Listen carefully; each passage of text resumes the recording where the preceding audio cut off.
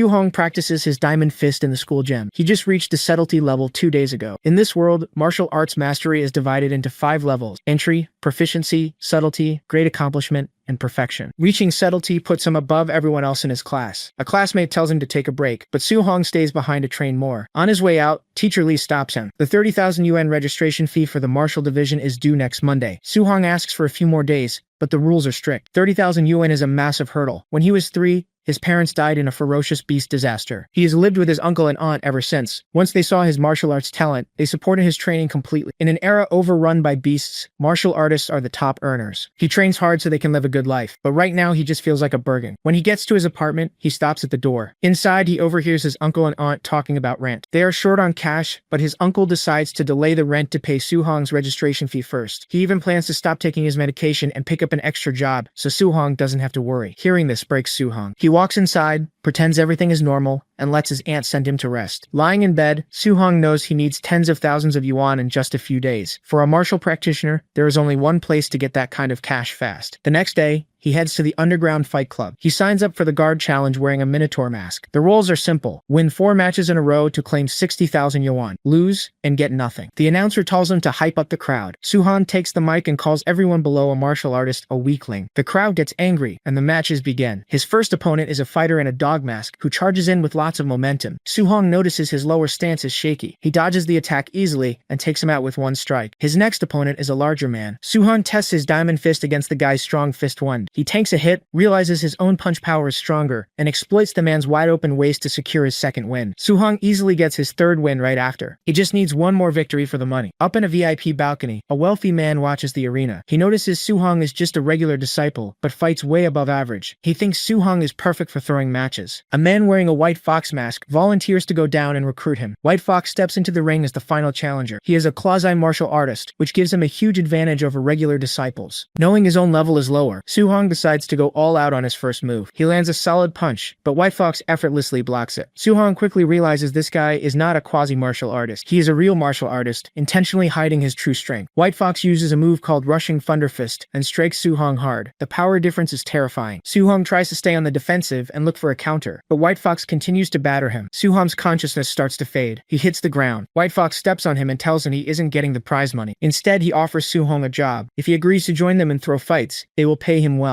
Hong flatly refuses to do their dirty work. Since there is no deal, White Fox moves in to finish him off. As the final strike approaches, Hong thinks about his family. He refuses to let his uncle and aunt's years of sacrifice go to waste. He can't fail here. Suddenly, a blue system screen appears in front of him. It asks what price he will pay for his family and his faith. Hong answers that he will pay everything. A massive surge of red energy erupts from his body, blocking White Fox's attack as Hong breaks through his limits to become a true martial artist. Hong agrees to pay the price. He is instantly pulled into a strange, dark space where a massive glowing entity offers him a chance. A golden system screen appears in front of him. It displays his stats, including his vitality, spirit, and his current martial skills. He clicks on his first mission. The goal is to master his Vajra Fist and upgrade his other moves. A glowing clone of himself appears and starts demonstrating the Vajra Fist perfectly. Hong fights the clone to learn. As they trade blows, his skill progress rapidly increases. In just a short time, his Void Step and Floating Light Palm reach the micro level, and his Vajra Fist upgrades all the way to mastered. He clears the mission and agrees to return to reality. Back in the arena, time resumes just as White Fox throws his Thunder Rush Fist. Thanks to his upgrades, the attack looks incredibly slow to Hong. He effortlessly counters and knocks White Fox out with one solid punch that shatters his mask. The crowd goes silent.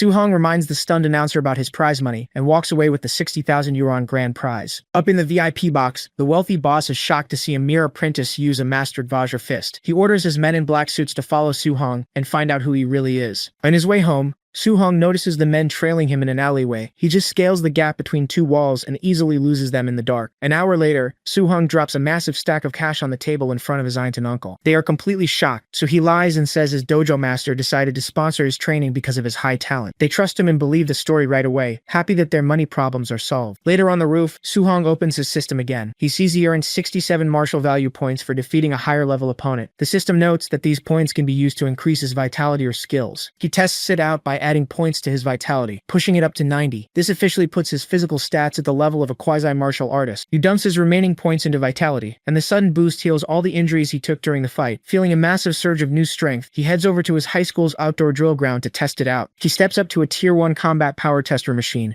and throws a punch using only 70% of his strength. The impact completely shatters the heavy machinery. Realizing he might have to pay for the expensive equipment, Su-hong panics and runs away into the night. An angry old security guard comes outside to check the noise. He sees the destroyed tester and immediately blames two other known troublemakers at the school, promising to discipline them when classes start. At the high school gym, students talk about how a boy named Chen Shan was punished for smashing the combat tester last night. Su-hong listens quietly, knowing he was the one who actually broke it. The principal then introduces Chen Tian, a Tier 3 martial artist, to teach the students a C-rank martial art called Thunder Rush Fist. Su-hong recognizes it as the same move White Fox used at the Fight Club. Since it costs hundreds of thousands of yuan to learn outside, he decides to seize the opportunity. Chen Tian demonstrates the technique. He explains that at the basic level, a punch makes 1 thunder sound, proficient makes 3 sound, micro level makes 5, mastered makes 7, and perfect makes 9. Chen Tian is currently at the mastered level with 7 sounds. He tells the students to follow along, saying reaching the basic level is good enough for today. Several hours pass. Most of the students can't figure it out. Chen Shan finally manages to make 1 thunder sound, reaching the basic level. The other students call him a genius, but Chen Tian is unimpressed, noting that this is just a passing grade. Suddenly, loud thunder sounds erupt from the other side of the gym. Su-hong is practicing the move. The sounds quickly escalate to 8, and then 9. He reaches the perfect level in just half a day. Hearing the 9 sounds gives Chen Tian the sudden inspiration he needs to finally break through to 8 sounds himself. He and the principal rush over to find the expert student, but Su-hong has already run away. Running down the street, Su-hong pulls up his system screen. His vitality is at 91.7, and his Thunder Rush Fist is listed as perfect. He needs a way to earn more martial value points so he can officially break through to become a martial artist. Wondering if regular sparring instead of life and death battles will give him points, he heads to his workplace, the Raging Fender Dojo. Inside the dojo, an arrogant disciple named Li Yan is kicking another student on the ground. A co-worker tells Su-hong that Li Yan and his new instructor look down on commoners and teach poorly. Li Yan tries to start another fight, but Su-hong steps in and grabs his arm to stop him. Before it escalates, the new instructor walks in to start class. The instructor announces he will teach the Raging Sea Spear technique, but will only demonstrate it once. He performs the move quickly, and the students in the back complain that they couldn't see anything. Su-hong watches closely. He picks up a spear and easily replicates the move, creating water-like energy effects around his weapon. The other students are amazed. Li Yan notices this and steps up, offering to give Su-hong some pointers to test his real depth. Su-hong agrees to the spar. Li Yan charges in using the micro-level Raging Sea Spear technique. Su-hong blocks the strike effortlessly and counters using the proficient level of the exact same spear technique, leaving Li Yan completely shocked. Su-hong easily deflects Li Yan's attack using the proficient level of the Raging Sea Spear technique. Li Yan's spear goes flying. Li Yan is stunned that someone who isn't even a martial artist could reach the proficient stage so fast. A system screen pops up for Su-hong, giving him 35 martial points for defeating a higher level opponent. He realizes he can easily earn points just by sparring normally. Li Yan loses his temper. Feeling like his years of hard work are a joke, he recklessly throws a punch. Su-hong effortlessly catches his fist and tells him to stop. The instructor suddenly steps in and slaps Li Yan hard across the face. He scolds him for being a sore loser. Internally, the instructor is shocked that Su-hong mastered the technique from just one demonstration, noting that even capital city geniuses aren't this fast. He immediately apologizes to Su-hong for his disciple's behavior. Su-hong notices how quickly the man changes his tune. Walking home that night, Su-hong checks his system. He had a good day gaining new skills and points. He thinks about the upcoming school exams. The rich kids will all have high-grade alloy weapons, and he feels he needs one too to stay competitive. He checks the price of an alloy spear, but it costs nearly 70,000 yuan. He doesn't have that kind of money. Just then, he spots a public screen announcing that the city lord is paying generous rewards for hunting ferocious beasts in the wilderness. When he gets home, he finds his uncle covered in pain relief patches. Su-hong tells him to stop working part-time since he can bring in money now. His uncle refuses, saying he needs to keep saving because martial arts training will only get more expensive. Seeing this, Su-hong realizes his aunt and uncle are too used to struggling. They won't stop working until they have enough money to feel totally secure. He decides he has to take the beast hunting job. To prepare for the dangerous wilderness, he dumps all 35 of his new martial points into his vitality. His vitality hits 95.2, putting him just one step away from becoming a true martial artist. He spends the next 2 days training intensely at the school gym. By the end of it, he collapses on the floor, completely exhausted. The system shows that all of his skills, including the Thunderclap Fist and Raging Sea Spear technique, have reached the perfection stage. His preparations are complete. On Saturday, Su-hong arrives at the Star City Martial Artist base. The place is packed with fighters. He checks the bounty guide. Unranked beasts pay 300 coins, while Tier 1 beasts pay up to 5,000. He reads the rules and finds out he has to cut off the beast's left ears to prove his kills and get paid. He watches a hunter hand over a massive bag of ears at the settlement counter. Suddenly, the crowd is pushed aside by a group of bodyguards escorting a rich kid named Young Master Ye. Su-hong immediately recognizes him by his aura and clothes. It's White Fox from the underground arena. Hunters nearby gossip about how young Master Ye recently got his ass kicked. Seeing White Fox makes Su-hong realize that the humans in the wilderness might be just as dangerous as the beasts. He heads to the exit gate. The guard sighs, assuming Su-hong is just another fearless kid throwing his life away by going out alone. Su-hong steps into the forest, determined to return with a full haul. 2 hours pass. Su-hong walks through the trees, but doesn't encounter a single beast. Assuming the outer edges of the forest have already been cleared out by other hunters, he decides to push deeper into the wild. A large white wolf lunges at Su-hong. He easily dodges its claws and strikes back with his thunderclap fist. The punch sends the beast flying into a tree, killing it instantly. Looking at his shaking hand, Su-hong realizes fighting monsters is more exciting than he thought. He defeated a rank 1 early-stage beast in a single move. Just as he wonders how he would fare against a mid-stage beast, a massive raging black bear appears behind him and roars. Su-hong turns and takes it out with one punch. He figures that as long as he doesn't provoke a rank 2 beast, he won't face much danger. He cuts off the bear's left ear to claim the 3,000 yuan bounty. A system screen pops up, telling him he has accumulated enough martial points to break through to a true martial artist. Before he can upgrade, he feels an intense aura nearby and goes to check it out. From a cliff, he spots a rank 1 late-stage black jade giant python. A team of hunters is fighting it, but the massive snake easily overpowers them, slamming one of the men into the rocks. Su-hong walks up to the injured man and borrows his spear. Su-hong steps up to face the giant python. Usually, a rank 1 late-stage beast requires a full team to take down, but since all his martial arts are at the perfection stage, he decides to fight it alone. The python lunges with its massive jaws. Su-hong uses his perfected void step to easily dodge the attack. He follows up with his perfected raging sea spear technique, coating the weapon in water energy, and strikes the snake's side. The python shrieks in anger. Su-hong attacks again, unleashing a wave of water energy that pushes the beast back. He quickly realizes the size difference is too big for a quick fatal blow. He decides to use a hit-and-run strategy to wear it down first. When the python sweeps its massive tail, Su-hong uses his perfected thunderclap fist to blast the ground and dodge out of the way. The fight drives on. Su-hong is exhausted and panting, but the strategy is working. The python is trembling and reaching its limit. Just as Su-hong readies his spear to deliver the final strike, he hears a laugh and sits his movement from his blind spot. A large bodyguard drops from the trees and punches Su-hong with a glowing red fist. The surprise attack sends Su-hong flying across the dirt. He coughs in pain and looks up to see the attackers. Young Master Ye, the guy who fought as White Fox at the underground arena, steps forward with his crew. He greets Su-hong and tells him to hand over the black jade giant python. Young Master Ye tells Su-hong he just got lucky finding a dying python. Su-hong quickly notes there are 5 of them. Since they are all martial artists, he knows he can't fight them head on. Before anyone can react, the giant python has fully recovered its stamina and rears up right behind Ye, ready to strike. The giant python lunges forward and devours the guard with a heavy sword. Su-hong jumps out of the way just in time. A system message pops up, notifying him that he indirectly killed an opponent. It gives him 30 martial value points. Moments later, another guard gets crushed by the python's tail, granting Su-hong another 30 points. He checks his total and realizes he finally has enough points to break through to a true martial artist. He just needs a safe spot to upgrade. Spotting a cave nearby, he sprints toward it and dives inside just as the python snaps its jaws against the rock entrance. Safe in the dark, he pulls up his system screen. He rapidly taps the interface, dumping all his accumulated points straight into his vitality. His body heats up as his vitality climbs, finally hitting exactly 100. A bright red aura erupts around him. He officially breaks through and becomes a tier 1 martial artist. With his new strength, Su-hong steps out of the cave to face the python. He doesn't need to play defense anymore. He charges straight at the massive snake. The python strikes, but Su-hong meets it head-on with his perfected Vajra fist. The punch stops the beast in its tracks. He follows up by launching himself into the air and raining down a barrage of perfected Thunder Rush fist strike. The heavy blows slam the python into the ground, completely crushing its head and finishing the fight. The system rewards him with 92 martial value points. Standing on top of the dead python, Su-hong remembers that he needs to cut off the left ear to collect the bounty money. He quickly realizes snakes don't have ears. Deciding it's not worth the hassle, he leaves the carcass and heads back. Walking through the destroyed woods, he comes across Ye's dead body. Su-hong notes that getting crushed by the snake was an easy way out for him. Curious, he searches Ye's pockets to see if he can find the high-level technique Ye used during their fight. He finds a small manual labeled Void Breaking Finger, a B-rank martial skill. Su-hong finds a quiet spot in the woods, builds a campfire, and reads the manual to memorize the cultivation method. He then enters the system space. A glowing blue clone appears and starts demonstrating Void Breaking Finger. Su-hong watches the clone shoot powerful beams of energy from its fingertips. As he studies the movements, his system progress bar quickly shoots up from 1% all the way to 100%. He masters the skill in no time. Back in reality, he tests the move. Shooting the beam puts a heavy strain on his body and makes him cough, but the destructive power is exactly what he wanted. Su-hong spends the next 3 days hunting deeper in the wilderness to get used to the technique. He tested on a charging bear, easily piercing its head with a single energy beam. The system confirms the void-breaking finger has reached the perfect realm. With his new skill maxed out, he decides it's time to head back to the city. At the Star City martial artist base, Su-hong drops a massive, blood-stained bag on the settlement counter. The clerk tallies up the beast ears. There isn't a single unranked beast in the bag. He counts 72 initial stage, 83 middle stage, and 17 high stage tier 1 beasts. The final payout is 406,000 blue star coins. Hearing the massive number, Su-hong gets nervous. He realizes he killed way too many beasts and might draw unwanted attention to himself. Suddenly, an angry shout echoes across the base courtyard. Supervisor Ye Chi, Ye's uncle, storms out with his men and completely locks down the facility. He orders his guards to block the exits and let no one leave. He announces that his nephew, Ye Feng, and 4 bodyguards were wiped out in the wilderness. The crowd of hunters quietly celebrate the news, whispering among themselves that Ye Feng was a menace who constantly robbed everyone. However, Supervisor Ye Chi announces that a B-rank martial skill manual is missing from his nephew's corpse. Because of this, he orders a mandatory body search for every martial artist in the base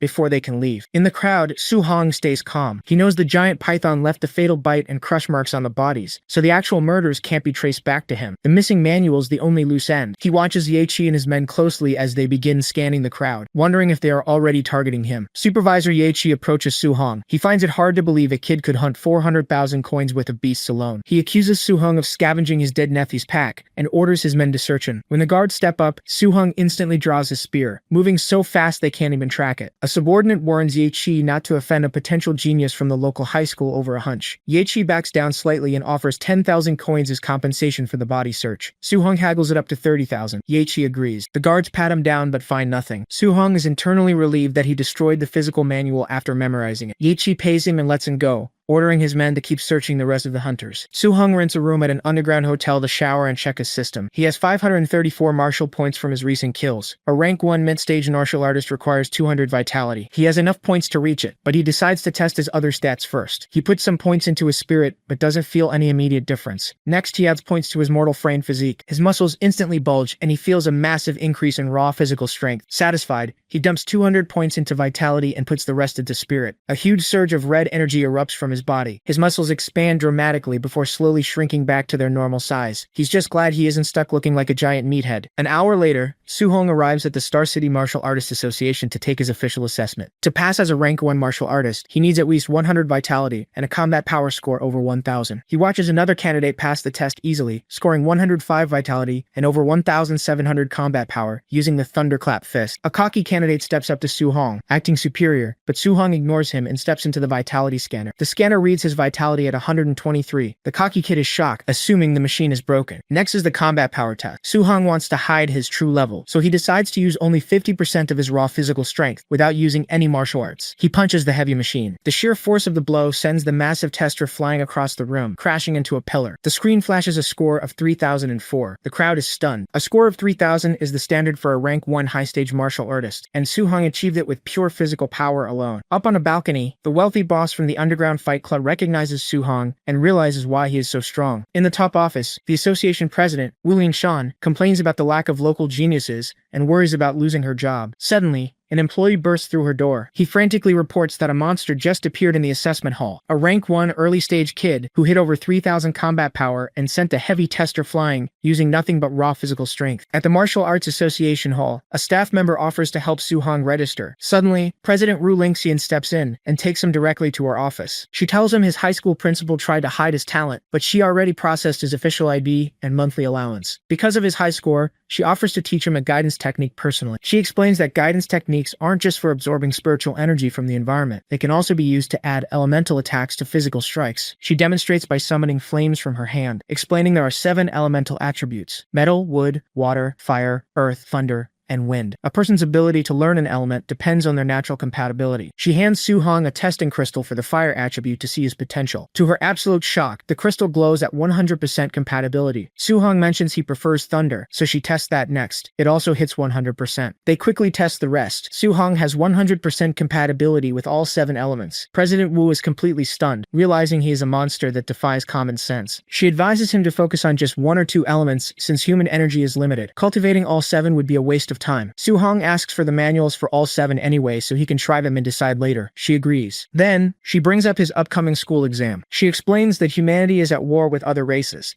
and the government is creating special training camps for top-tier geniuses. If Soo-hong can take first place in his school's monthly exam, she promises to give him a recommendation slot. Remembering how ferocious Beast killed his parents, Soo-hong accepts the deal, determined to get stronger to protect his family. Soo-hong goes home and shows his aunt and uncle his official rank 1 martial artist badge. They immediately cried tears of joy. He tells his uncle he can stop taking extra jobs because rank 1 artists get a 10,000 yuan monthly allowance. Soo-hong promises to support the family from now on. Late that night on the roof, Soo-hong tries out the new fire guidance technique. He throws a punch, but it only produces a tiny puff of steam and no real power. He opens his system screen to check what went wrong. He notices the heavenly flame guidance technique is listed at level 1 with 5% progress. He realizes that while President Wu never mentioned guidance techniques having levels, his system will allow him to continuously upgrade them just like his physical martial arts skills. Soo-hong checks his system to upgrade the heavenly flame guidance technique, but gets a warning that he doesn't have enough martial points. He decides to cultivate the rest of the techniques manually. Several hours later, he reaches level 1 in all the elements. He feels the different energies repelling each other inside his body, realizing why President Wu warned him against learning all 7. He tries to use fire and thunder at the same time, but they clash and cancel each other out. He keeps trying all night. By dawn, he finally forces the 2 elements to fuse into a single attack. He heads to the public martial arts plaza to test the new power on a rank 3 tester. He uses only 30% of his strength just to be safe. A punch with just thunder hits over 2,300. He strikes again, using the fused thunder and fire energy, and the score breaks 3,000. He realizes that just 30% of his power, combined with 2 elements, puts him above a rank 1 high-stage martial artist. He tries to fuse a 3rd element, but it is too difficult and completely drains him. He decides to focus on the school exam to earn more martial points. The next day at Star City High, the principal announces that this monthly exam is special. Because the frontline war is getting worse, the top 3 students will be sent to a genius training camp run by grandmasters. Soo-hong's classmates complain that they have no chance. The principal recently gave private lessons to 2 top students, helping them reach rank 1. Soo-hong ignores the complaints, determined to take first place. The master of the Raging Thunder Dojo shows up with his disciples, including Lian. The dojo master plans to challenge the school's winner to embarrass the principal. However, Lian spots Soo-hong in the crowd and quietly warns his master that Soo-hong is a monster who already beat them. Hearing this, the dojo master immediately drops his arrogant attitude, apologizes to the principal, and admits defeat before quickly backing off. The exam matches begin. Soo-hong is called up to fight quasi-martial artists. His friends tell him to forfeit so he doesn't get hurt. His opponent acts cocky, telling Soo-hong to step down or get beaten down. The guy charges in, but Soo-hong just casually slaps him across the face. The strike instantly knocks the quasi-martial artist out cold, leaving all the teachers and students completely stunned. Soo-hong keeps winning his matches easily and advances to the finals. People wonder how he got so strong and if he is already a Tier 1 martial artist. Up in the stands, the principal and teacher Chen watch him. The principal regrets neglecting his work and missing such a promising talent. He feels like he has seen Soo-hong somewhere before but can't remember where. The semi-final match between Chen Shan and Li Tu begins. They trade blows evenly at first. Chen Shan decides to use his ultimate move. He coats his fist in flames, showing he can project the fire attribute. Li Tu isn't worried. He reveals he knows attribute projection too, and covers his arms in metal energy. He then unleashes a 5-sound thunderclap fist, proving he reached the subtlety stage. Li Tu easily overwhelms Chen Shan. Teacher Chen is impressed that Li Tu hid his true strength and mastered both techniques in just 10 days. He assumes Soo-hong has no chance in the final since he hasn't shown any dieting techniques. The principal disagrees and bets 50,000 yuan that Soo-hong will still take first place. The finals start. Li Tu tells Soo-hong he's lucky to make it this far and should just be happy with second place. Soo-hong calmly says he is taking first. Li Tu charges in with his 5-sound thunderclap fist to finish the fight in one move. Soo-hong doesn't use any skills and doesn't dodge. He meets the attack head-on. Using purely his raw physical strength, he blocks Li Tu's strike and counters with a fast flurry of basic punches. Li Tu is pushed back. He is shocked that Soo-hong neutralized his best move without using any martial arts techniques. The teachers notice Soo-hong's heavy impacts and figure he must have some kind of special physical constitution to be this strong. Seeing he is outmatched in physical strength, Li Tu stops holding back. He fully activates his energy and switches to the lightning attribute. Seeing this, Soo-hong decides to put in a little effort too. He coats his own body in lightning energy. Teacher Chen is stunned to see Soo-hong using the lightning attribute as well. Soo-hong charges forward, and his lightning easily overpowers Li Tu's defense. Li Tu goes all out for a final strike. Soo-hong decides to show him his own ultimate move. He throws a punch and unleashes a perfect 9-sound thunderclap fist. The massive impact blasts Li Tu across the arena, knocking him out completely. The crowd goes crazy. Soo-hong just defeated Li Tu with the perfection stage thunderclap fist, meaning his skill level is even higher than the teacher who originally taught the move. The principal and teacher Chen finally connect the dots. They realize Su-hong as the mysterious nine-sound genius who disappeared from the gym days ago. Watching Su-hong walk away, they know he is going to easily dominate the upcoming training camp. The principal notes that their city is just a small puddle to him now. Su-hong is a hidden dragon bound to reach the imperial capital and the front lines of the war. Su-hong arrives back at his apartment and tells his family he took first place in the monthly exam. His aunt and uncle are thrilled, knowing this means he secured a spot in the genius training camp. Just then, someone knocks on the door. It's a woman named Lin Yan's mother. Her son placed fourth in the exam, just missing the cut for the camp. She rudely offers Su-hong 30,000 yuan to give up his spot. Su-hong and his family look at her, unimpressed. Realizing they are taking the money, she tries to scare them. She claims the training camp is extremely dangerous and that people frequently die there from the brutal training and competition. She insists Su-hong should give up his spot for his own good. This worries his aunt and uncle. They ask him if the camp is really that dangerous and if he can guarantee his safety. Su-hong confidently assures them he can. The woman scoffs, calling him a child making empty promises. Su-hong's uncle steps forward. He tells the woman that he trusts his family over a stranger and firmly kicks her out, slamming the door in her face. The woman curses them outside, predicting Su-hong will just get eliminated. Inside, his uncle admits he is a rough, uneducated man, but he trusts Su-hong's judgment. He says they don't care about rankings, only his safety, and they will fully support whatever decision he makes. Later that night on the roof, Su-hong knows his family is still secretly worried despite their support. To protect them, he resolves to get even stronger. He checks his system. He earned 285 martial points from his exam matches. Not knowing what kind of high-level skills the other camp geniuses will have, he decides his best strategy is to boost his physical combat power. He dumps points into his mortal frame physique until it reaches 64.6%. He's curious about what special physique comes after 100%. Then he notices that his Thunder and Heavenly Flame guidance techniques have hit level 2. He realizes he can level them up just by naturally cultivating them. He decides to test this theory. He summons both lightning and fire energy and starts cultivating. By dawn, the system confirms his strategy. Both guidance techniques have leveled up to level 3, and his vitality naturally increased by 3 points in the process. Later, Su-hong walks down the street. A red sports car pulls up, and President Wu tells him to get in. As they drive to the camp, she gives them some warnings. She explains that some of the geniuses in this batch are absolute monsters. Many are already rank 1 high-stage martial artists, and are close to heading rank 2. Even worse, the skills they have mastered are at least class B. Su-hong realizes rank 2 artists require 200 vitality, meaning his current 126 vitality puts him at a disadvantage. But he isn't worried about the class B skills. Thanks to his system space, he knows he can learn and master any skill much faster than them. President Wu tells him his raw talent is the highest she has ever seen, but he lacks the resources the other rich kids have. She tells him not to be discouraged if he faces setbacks in the camp, assuring him that with his talent, he will eventually surpass everyone. Su-hong thanks her calmly. Seeing his calm reaction despite knowing he is outmatched in stats, and President Wu realizes she doesn't need to worry about his mindset causing any issues. They drive to the Tianlin mountain range. Su-hong's classmates are terrified because the area is filled with dangerous beasts, including rank 7 base kings. Su-hong remembers fighting beasts here recently, but knows the deeper areas are much more deadly. They arrive at the training encampment. Su-hong is excited, but his classmates are already shaking in fear. He notices the other students here are extremely strong, mostly rank 1 mid or high stage. A fleet of luxury cars pulls up, carrying the top-tier geniuses. A beautiful girl named Goddess Xiaoyan steps out, known for her spiritual telekinesis. A flashy guy with white hair, Lin Xinghe, follows, close to hitting rank 2. Then, the city lord's son, Wan Tiantou, steps out. He has 95% fire attribute compatibility and a special physique. Seeing them, Su-hong smiles, ready to see how much of a genius they really are. The camp supervisor announces the rules for the entrance exam. The actual training camp is 30 kilometers away, deep in the mountains. To pass, students must travel there within 8 hours while carrying a special token. The tokens are hidden inside ferocious beasts scattered across the route. Su-hong's classmates panic. 30 kilometers in 8 hours is usually easy, but navigating through deadly beasts makes it nearly impossible. Some students protest, arguing the exam relies too much on luck and is unfair. The supervisor shuts them down. He tells them the battlefield is brutal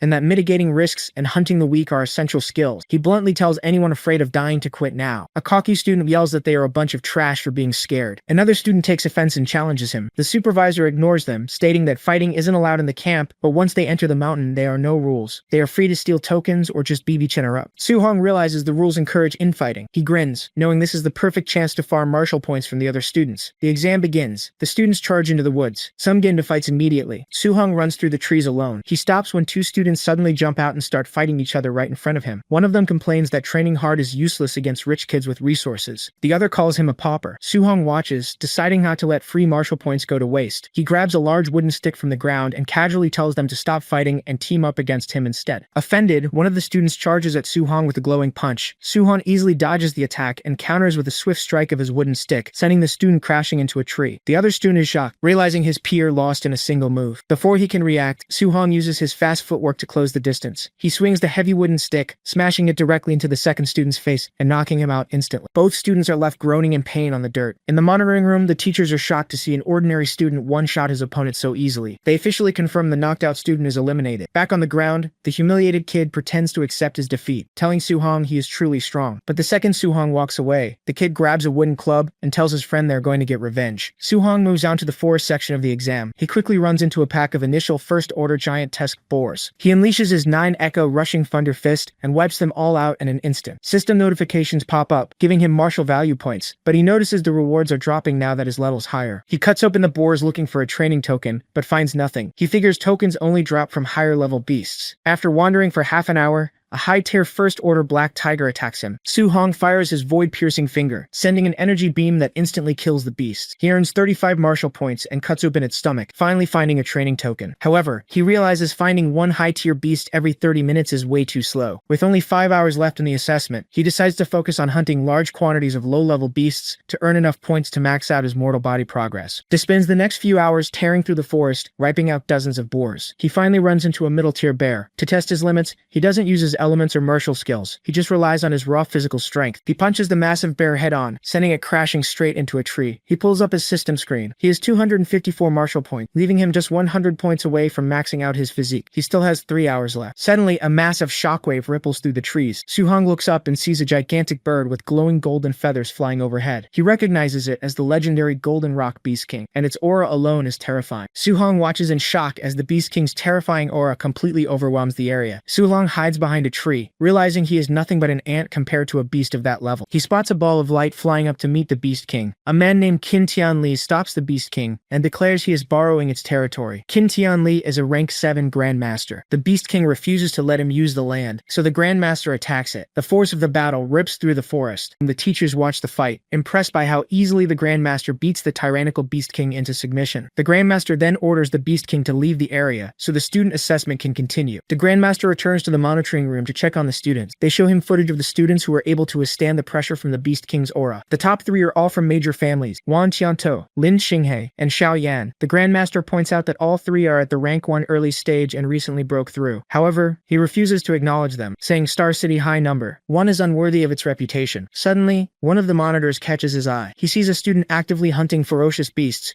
right after experiencing the Beast King's pressure. It's Soo-hong. The teachers are shocked. The Grandmaster demands Soo-hong's file. Reading it, he realizes Soo-hong has perfectly cultivated a C-rank martial art, reached 3,000 combat power, using purely physical strength, and possesses 100% affinity for all 7 elements. Finding such a monster in a backwater place like Star City completely blows his mind. He notes that Soo-hong's blood chi is low, because cultivating 7 guidance techniques simultaneously drains the body. Soo-hong arrives just before the deadline, covered in blood and dirt from hunting. The cocky student from earlier season, and assumes they will have plenty of ways to deal with him in the camp. The camp instructor steps up and introduces the facility. He explains there is a gravity training room, a movement skill room, a ferocious beast combat room, and a martial arts pavilion. In the pavilion, students can exchange contribution points for pills, weapons, and martial arts up to A rank. However, to earn these points, students must pass various training subjects with outstanding performance. The instructor dismisses the students for the day. Soo-hong heads to his dorm room. He is happy to have a private space so he can level up without anyone seeing. He opens the system interface. He has 354 martial points from his hunt. He dumps the points into his mortal body stat, pushing it all the way up to 100%. The system prompts an evolution. A massive red aura envelops him, as his body begins to undergo a profound transformation. Soo-hong's mortal body reaches 100% and evolves into the Overlord body. He checks his system and sees it is ranked as the strongest physique in the world, currently sitting at spirit rank 0%. To test his new raw power, he grips his grade C alloy spear. The metal begins to creak and bend just from a normal squeeze. Realizing he needs a much stronger grade A weapon, he decides to gather contribution points quickly. He heads out to find a weighted vest to earn extra points during training. At the warehouse, he sees a student named Wan Tiantuo jumping around effortlessly while wearing a 3,000 kilogram vest. The staff notes that Wan can handle this because of his special barbarian god body. Meanwhile, in the monitoring room, Grandmaster Qin and his staff watch the screens. They discuss Soo-hong practicing all 7 guidance arts simultaneously. Believing geniuses are too arrogant to take direct advice, Qin decides to teach Soo-hong a harsh lesson, so he will give up the extra element. He orders a night raid, assigning a high-rank first-tier martial artist with 5,000 combat power to ambush and crush Soo-hong. Qin figures that if the kid's martial heart breaks that easily, he's just trash anyway. Back in the warehouse, Soo-hong looks at the super heavy alloy vests. He skips the 10-ton option, knowing it would slow slowing down too much, and puts on a 5-ton vest instead. He wears his regular jacket over it to hide the bulk. He walks over to the gravity training rooms. On the main monitor, he sees Wang Tiantuo training at 2 times gravity with his 3-ton vest, making the effective weight 6 tons. Su-hong's high school classmates spot him, but decide not to say hi, feeling too embarrassed by how far behind they are in strength. Su-hong enters a private gravity room. He knows his 5-ton vest at 2 times gravity would equal 10 tons, which he could only handle for 10 minutes. He decides to set the machine to 1.5 times gravity to last longer, bringing his total load to 7.5 tons. Outside, the other trainees look at the monitor and start laughing. Seeing that he set the room to only 1.5 and assuming he isn't wearing a vest, they call him weak. Inside, the immense pressure pushes Su-hong to his limits. He activates his guidance arts. Even though it is much harder to practice under the heavy gravity, his cultivation speed skyrockets. He trains continuously for 2 hours. He checks his system and sees his blood chi has increased from 126 to 130. Except for thunder and fire, all of his other elemental guidance arts have leveled up. Completely exhausted, he struggles to stand up and shuts down the gravity machine. He walks out of the room dripping with sweat. The trainees waiting outside immediately start mocking him, joking that they could sleep in a 1.5 gravity room without breaking a sweat. Complaining about the lack of ventilation, Su-hong pulls off his jacket to cool down. As the jacket drops, the massive 5-ton weighted vest is fully exposed. The trainees mocking him instantly freeze in pure shock. When the trainees realize Su-hong endured over 2 hours under heavy gravity while wearing a 5-ton vest, they are completely stunned. They notice the other trainees are watching a girl named Xiao Yan fight. Su-hong watches her screen and is shocked to see her flirting in midair. She uses telekinesis to instantly kill 3 high-level black tigers with flying light daggers. She then summons a massive golden sword and slays a giant python. The trainees explain she is a spirit reader using an A-rank technique unique to her class. Su-hong realizes the training camp is full of geniuses with powerful A-rank skills. He hopes to learn Wang Tiantuo's offensive technique next, but Long is only using his raw physical strength in the beast room right now. Su-hong checks his system. His spirit stat is at 26.5. He needs 100 points to become a spirit reader like Xiao Yan, needing 73.5 more points. Hearing about the A-rank technique, Su-hong realizes his new overlord body lacks a high-level movement skill. He decides to follow Wang to the movement training room. Inside the movement room, Wang sets the machine to level 10 difficult. The room is filled with arrow launchers. Wang activates his wind attribute and performs the Flying Swan Starling Cloud Steps. The technique is flashy, surrounded by flying flower petals, allowing him to effortlessly dodge the arrows. Watching closely, Su-hong memorizes the movements and starts replicating them outside the room. The system immediately registers the new skill and rapidly levels it up as he practices. The other trainees laugh, thinking he is crazy for trying to learn an A-rank technique just by watching. Within minutes, the system confirms Su-hong has mastered the entry level of the Flying Swan Startling Cloud Step. Finding the flower petals a bit embarrassing, he decides not to use it unless necessary. He heads to the Ferocious Beast combat room to earn more martial points and raise his blood quiff. Outside the beast room, the 2 cocky students who mocked Su-hong earlier spot him. They grab a wooden club and plan to jump him inside the room. He set the room to spawn over a dozen high-level rank 1 beasts at the same time. The students watch in shock as Su-hong faces a massive, terrifying horde of monsters completely alone. Inside the beast room, Su-hong waits. When the giant python, centipede, and other massive rank 1 beasts spawn, he charges in. He uses a combination of his perfected movement technique and raw physical strength to tear through the horde. Outside, the 2 cocky students watch the monitor in absolute disbelief. They recognize the A-rank movement technique and can't figure out how a middle school student from an ordinary background could learn such a high-grade skill. Seeing Su-hong slaughter the beasts effortlessly, they realize how wide the gap between them is. They drop their club and quietly leave, abandoning their plan for revenge. Su-hong finishes the fight, completely wiping out the 10 beasts in less than 10 minutes. However, the system only rewards him with about 80 martial points in total. He realizes that as he gets stronger, the points he earns from lower-level beasts decrease significantly. He decides to stop resting and just keeps hunting for the next hour straight. When he finally steps out of the beast room, he is exhausted and covered in blood. However, his efforts paid off. He earned over 400 martial points and a massive total of 700 contribution points. The other trainees gather around the settlement screen, comparing their scores. Most of them struggle just to get 20 or 30 points. The top 3 geniuses hit the 200. But when Su-hong's score of 700 pops up, the crowd goes silent, realizing there is a true monster in the camp standing far above everyone else. Su-hong heads straight to the martial arts pavilion to spend his points. He checks the catalog and sees that A-rank skills cost over 2,000 points, way out of his budget. However, he spots spirit-focusing pills. A tier 4 pill costs 500 points. He needs exactly 25.5 more spirit stat points to reach 100 and become a spirit reader. Hoping the pill will give him enough of a boost, he orders one. The clerk is shocked that a new student can afford a 500-point item, but her attitude quickly changes to enthusiastic when he flashes his 700-point balance. He also buys a C-rank dual attribute lightning fire spear for 200 points. Back in his dorms, Su-hong checks his system. He has 490 martial points, still leaving his spirit stat short of the 100 required. He opens the wooden box, takes out the glowing Tier 4 spirit focusing pill, and swallows it, determined to finally become a spirit reader. Su-hong swallows the Tier 4 spirit focusing pill. The effects hit immediately. His mind clears, and his senses sharpen as his nerves relax. He checks his system, and sees his mental power went up by 24 points, bringing his base total to 50.5. Combined with his martial value points, his progress reaches 99.5%. He realizes he is just 0.5 points short of the 100 needed to become a spirit reader. Regretting that he didn't kill just one more beast earlier, he decides to get some rest and collect the remaining points tomorrow. Meanwhile, in the camp warehouse, a group of older martial artists gather. They complain about being called in to wait on high school kids. They compare the targets they were assigned to ambush. One instructor is assigned to Wan Tiantou, who has 340 blood qui. Others have targets with over 300 blood qui, or powerful spirit readers. One instructor looks at his paper and complains. He was assigned Su-hong, a rank 1 early stage with only 123 blood chi. He thinks the camp made a mistake by giving him a piece of trash. Grandmaster Qin walks in and tells him there is no mistake. He explains that Su-hong's combat power actually rivals a rank 1 high tier, and that his real intelligence file is classified. The instructor, who has nearly 500 blood qui and is about to reach tier 2, still feels like he is being asked to bully a junior. Qin orders him to fight and beat Su-hong until the kid starts questioning his life choices. Qin adds that he won't blame the instructor if he cripples Su-hong, and will actually reward him for it. The night raid begins. The instructors move out across the camp. In his room, Su-hong notices someone approaching. Suddenly, a glowing purple sword slices right through his door. Su-hong dodges the strike, grabs his spear, and faces the attacker. The instructor assumes Su-hong is just an unlucky early-stage kid. Su-hong realizes his attacker is a human tier 1 high-tier warrior. Instead of panicking, Su-hong is excited. He knows defeating this guy will give him the last few martial points he needs to become a spirit reader. Su-hong immediately counterattacks. He swings his spear, and the instructor is shocked by the intense force. He realizes Su-hong's physical strength is way too high for his rank. Su-hong easily overpowers him and knocks him back. Realizing he can't win with just raw strength, the instructor ignites his sword with purple flames. He launches a B-rank fire attribute skill called Blazing Slash. Su-hong sees the attack coming. He channels raw lightning into his new dual attribute spear and blocks the heavy strike head-on without even using a martial arts skill. The impact shatters the floor beneath them. The instructor is stunned that Su-hong blocked his B-rank technique using just raw lightning. However, he mocks Su-hong, saying that since he doesn't know any lightning spear techniques, he still can't win. Su-hong calmly agrees that he doesn't know any lightning spear techniques, but then he channels fire into the spear alongside the lightning. The instructor stares in absolute terror as he realizes Su-hong is using attribute fusion, believing the power of thunder and fire combined is just a legend. Su-hong attacks, and the instructor desperately tries to block with his blazing slash. The fused elements easily tear through the B-rank technique and send the instructor crashing for the dorm wall. Outside, Grandmaster Qin and his staff are watching the raid unfold on monitors. The other 3 instructors assigned to the top geniuses were all defeated, but when King checks on the instructor assigned to Su-hong, he sees him unconscious in the rubble. He immediately realizes Su-hong must have used a fusion technique to beat a quasi-tier 2 martial artist. Qin's staff is shocked. They explain that the only genius to ever research dual attribute fusion took 10 years to pull it off, while Su-hong mastered it in less than a month. Qin notes that attribute fusion is usually avoided because it has a high chance of ruining a warrior's cultivation, permanently trapping them at tier 1. However, since Su-hong's comprehension is heaven-defined, Qin imagines a future where Su-hong successfully fuses all 7 elements. The thought of that overwhelming power makes Qin realize he must stop Su-hong from ruining his potential by getting stuck at a lower tier. A staff member then casually mentions that Su-hong's physical strength also completely crushed the instructor, revealing his constitution might be even stronger than Wang Qiantuo's barbarian god body. To properly test Su-hong's true limits, Qin decides to set up a match tomorrow, pitting Su-hong against the 3 strongest geniuses in the camp. Su-hong dumps all his martial value points into his spirit stat. His spirit hits 100.2%, and he officially becomes a spirit reader. He feels a strange sensation, like growing a third arm. He tests his new power by floating in midair and lifting his spear with his mind. With this new ability, he decides he needs to learn the A-rank spirit martial art from Yan. The next morning, the instructor gathers the students. He announces a comprehensive test that will measure their blood chi, combat power, spirit, strength, speed, and martial arts mastery. The top 10 students will earn contribution point, but the first place winner will get to choose an additional A-rank martial art or movement technique. Su-hong is determined to take first place so he can get an A-rank technique to complement his movement skill. From a balcony, Grandmaster Qin watches the crowd. He spots Su-hong. To test him, King decides to make the 3 strongest geniuses go first, placing Su-hong 4th. He hopes the stark contrast will pressure Su-hong and motivate him. Lin Xinghe steps up to the combat monitor first. The assessment requires testing raw physical combat power, before using martial arts. Lin punches the machine with just his physical strength and scores 4,013. He then uses his B-rank wind element martial art, the cloud-hidden gale punch, and scores 5,642. Su-hong watches closely, and his system immediately copies the technique. He notes that the 1,600-point boost from the B-rank skill is a bit underwhelming. Yan goes next. Her raw physical combat power score is 3,253. Su-hong figures this is normal since spirit readers usually have weaker physical bodies compared to their mental strength. For the martial arts portion, Yan uses her spirit energy to condense a massive golden hammer and smashes it down on the tester. Su-hong's system instantly acquires her spirit weapon condensation art. Realizing how easy it is to copy skills in the camp, Su-hong smiles, wondering how many more martial arts he can learn from the others today. Wang Tiantuo steps up next. Relying solely on his barbarian god body, he punches the tester and hits 7,534. The crowd is blown away, noting his physical power alone matches a rank 2 middle stage martial artist. He then activates his A-rank offensive martial art, the Bone Ghost Netherfire Fist. Su-hong's system copies it instantly. Before anyone can react, Su-hong's name is called. To single him out, Grandmaster Qin places him right after the top 3 geniuses, hoping the contrast will shame him. Su-hong calmly approaches the machine for the physical combat power test. She throws a pure physical punch and scores 6,551. The crowd goes wild, shocked that a kid at the bottom of the class can hit that hard without any martial arts. For his second test, Su-hong decides to use his newly copied Bone Ghost Netherfire Fist. The system prompts a fast leveling progression, and he masters the entry level of the skill immediately. He infuses his fist with the A-rank fire technique and strikes the machine, hitting a massive 9,013. The score rivals a rank 2 high-stage warrior. The other students are terrified by the power, and even Grandmaster Qin is shocked. Wang Tiantuo is stunned that someone beat him, but assumes Su-hong must be hiding his vitality. However, when Su-hong steps into the vitality scanner, the number reads exactly 137. The crowd realizes Su-hong actually hit a 9,000 combat power score, while still just being an early-stage rank 1 martial artist. With the raw power test finished, Grandmaster Qin announces the start of the combat rankings. He explains the challenge system, where students can designate their opponents, and the last one standing takes the top spot. Instantly, Lin Xinghe points at Su-hong and challenges him to a fight. Lin Xinghe acknowledges Su-hong's combat power as matchless, but notes his vitality is extremely low. Lin plans to use his movement techniques to avoid Su-hong's attacks and wear him down over time. Grandmaster Qin suggests the top 3 geniuses should fight Su-hong all at once instead. The trio thinks this is overkill and worries they might accidentally cripple him, but Su-hong calmly accepts the challenge. Feeling insulted by his confidence, the 3 geniuses agree to jump him. The match begins. Lin Xinghe uses his flying swan's startling cloud steps, planning to run circles around Su-hong while the other 2 ambush him. However, Su-hong instantly appears right in front of him. Before Lin can react, Su-hong punches him in the face and knocks him to the ground. Yan, the spirit reader, immediately uses her telekinesis to bind Su-hong in place. Seeing him stuck, Wang Tiantuo charges in with his Bone Ghost Netherfire Fist. Realizing the mental control is tricky, Su-hong uses pure brute force to forcibly shatter Yan's telekinetic grip. He then meets Wang's A-rank fire attack head-on, blocking it with just his physical strength. The impact stuns everyone. Not wasting a second, Su-hong grabs Wang and throws him directly at Yan, knocking both of them out of bounds. The fight ends in an instant. The crowd is terrified by how easily he dismantled the top 3 geniuses. Grandmaster Qin asks if anyone else wants to challenge Su-hong. Naturally, everyone surrenders. Qin declares Su-hong the undisputed number 1 and takes him to the martial arts pavilion to pick his A-rank reward. On the way, Qin asks Su-hong why he hides his strength. Su-hong explains that without any powerful family backing, showing off too early makes him an easy target. Qin likes his smart approach. He admits he arranged the trial specifically to give Su-hong a reason to take more resources. He tells Su-hong he no longer needs to hide because Qin will personally back him up from now on. At the pavilion, Qin tells Su-hong to look over the manual list and asks what techniques he already knows. Su-hong casually lists off several A-rank and B-rank skills, including the Flying Swan Startling Cloud Steps and Cloud Hidden Gale Punch. Qin realizes those 2 skills aren't even in the camp's pavilion. He asks if Su-hong learned them just by watching Lin Xinghe use them once. Su-hong says yes. Hearing this, Qin is completely stunned, realizing once again that Su-hong is an absolute monster. Qin decides Su-hong needs a control-type technique. He recommends the A-rank fire attribute, Flame Cage. It allows the user to trap an enemy using fire energy. Qin demonstrates the move, showing how he can trap someone and follow up with a deadly strike. Qin admits it's a very difficult skill to master, adding that even he couldn't use it while attacking until he reached rank 3. Before Qin can even finish explaining, Su-hong's system registers the technique. Su-hong politely declines it, pretending he gave up because it sounds too hard, but he secretly just copied it for free. Qin then suggests an A-rank earth attribute defensive technique called Thick Earth Armor. He notes it will pair perfectly with Su-hong's physical strength. Su-hong agrees to take it. Qin then asks what special physique Su-hong has. Su-hong makes up a name on the spot, calling it the Overlord Body. He brags that it's the strongest physique in the world, hoping Qin will be impressed enough to give him more techniques. Qin has never heard of it, but considering Su-hong's insane physical power, he believes it must be a rare, unrecorded constitution. Suddenly, Kin gets a phone call. His staff reports that Soo-hong was secretly wearing a weighted vest during his fight against the three geniuses. Kin turns to Soo-hong and asks why. Soo-hong explains he just wanted the extra contribution points. Realizing Soo-hong fought a rank 2 martial artist while wearing extra weight, Kin tells him to take off the vest immediately. Soo-hong takes it off and hands it to the pavilion manager. The heavy vest smashes into the floor, shocking the manager when she realizes it weighs 5 tons. Kin decides Soo-hong needs a powerful A-rank offensive spear technique. He remembers that Grandmaster Jang, who runs the training camp in Yang City, uses a legendary thunder spear technique. Kin tells Soo-hong they are going to Yang City tomorrow to challenge Jang's top student, planning to trick Jang into betting his technique on the match. That night, Soo-hong practices the new techniques in his dorm. By morning, he manages to get all 3 A-rank skills up to the entry level. Meanwhile, in Yang City, Grandmaster Jang is training his top student, Lin Chunfun. Lin has a rare wood spirit body and recently broke through to rank 2. Jang is forcing him to learn an A-rank wood control technique called wood prison. Lin fails repeatedly, complaining the technique is too hard and begging for a month to learn it. Jang scolds him, mentioning that Kin found a prodigy who learns techniques in just a few days. Jang gets a call from Kin setting up the match. He tells Lin to hold back during the fight so Kin doesn't lose face. Lin confidently agrees to act like it's a close fight. The next afternoon, Kin and Soo-hong arrive at the Yang City camp. Jang greets them and asks to see Kin's new prodigy. When Chin introduces Soo-hong as a rank 1 early stage warrior, Jang is completely confused. He wonders how he is supposed to tell his rank 2 student to fake a close fight against a rank 1 early stage kid. Chin ignores his confusion and tells him to start the match so they can head back in time for dinner. Grandmaster Chin officially introduces Soo-hong to the students of the Yang City training camp. He tells them Soo-hong is a rank 1 early stage from Star City. One student laughs, thinking Soo-hong must be incredibly weak. However, when Ching announces that Soo-hong is here to challenge Lin Chunfeng, their rank 2 top student, the crowd is stunned. Lin is confused and annoyed, wondering how he is supposed to fake a back-and-forth fight against a rank 1 without accidentally killing him. The match begins. Lin decides to act out a struggle. He charges at Soo-hong but intentionally leaves an opening. Soo-hong casually steps aside. Realizing he needs to look like he is trying harder, Lin uses the A-rank wind attribute movement technique, flying swan startling cloud steps, to close the distance. Soo-hong is completely unfazed. He immediately mirrors the exact same movement technique and easily dodges Lin's attack. Lin is shocked that Soo-hong also knows the wind technique. He decides to use his control-type martial art, the wood prison, to trap Soo-hong. Thick vines shoot out from the ground and wrap around Soo-hong's leg. Soo-hong decides to test his raw physical strength. With one massive pull, he uses pure brute force to shatter the wood prison instantly. Lin is terrified. Soo-hong's physical strength is ridiculous. Before Lin can react, Soo-hong rushes him with incredible speed. Panicking, Lin abandons his plan to fake a struggle and uses his A-rank defensive technique, wood evasion, to summon a thick wooden shield. Soo-hong punches the shield with raw physical strength, completely shattering it and knocking Lin back. Lin realizes Soo-hong's power is equal to a ferocious beast, and that he actually has to fight seriously. Lin draws his sword, and uses an A-rank fire attribute martial art called Blazing Slash. The strike is powerful, but Soo-hong just smiles. He raises his hand and summons a cage made of white-hot flames,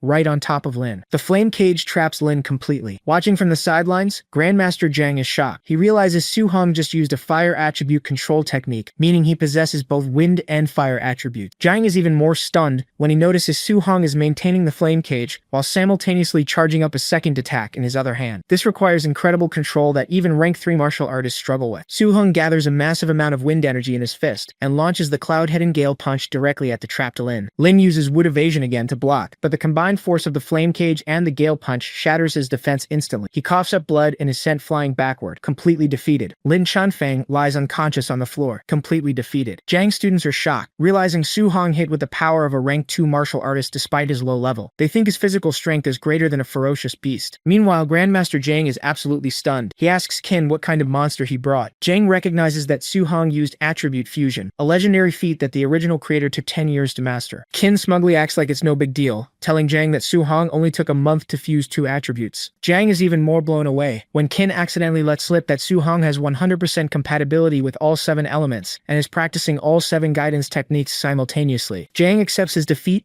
and takes Soo-hong to a private training room to fulfill the bet. He agrees to teach Soo-hong his A-rank spear technique, the 9 sky-breaking spears, and his ultimate skill, palm lightning. Jang demonstrates the spear technique. It consists of 3 forms. He performs the first form, river flip, creating a massive wave of lightning. The second form, sea overturn, creates an even larger storm. He finishes with the third form, skybreaker, bringing down a massive bolt of lightning from above. Soo-hong watches in awe, realizing Jang is holding back significantly so he doesn't destroy the room. Even holding back, the aftershocks create a terrifying tornado tornado of lightning energy. Su-hong feels like an ant standing next to this level of power, but it makes him excited for the future. Ji-hong hands Su-hong the manual for the 9 sky-breaking spears. He tells him to study the movements and ask questions if he gets stuck. Ji-hong promises to teach him the palm lightning technique once he masters the first form of the spear. He mentions that while the spear technique is strong, palm lightning is far superior. Hearing this, Su-hong is eager to learn quickly. Jang leaves the room to meet with Qin, telling Su-hong to practice on his own for a bit. 1 hour later, Grandmaster John returns to check on Su-hong's progress. He expects the boy will need a month or two to learn the spear technique. However, Su-hong tells him the moves are too difficult, and he can only manage the basics for now. He immediately asks John to teach him the palm lightning technique next. John is completely stunned by the kid's monstrous talent. Later that evening,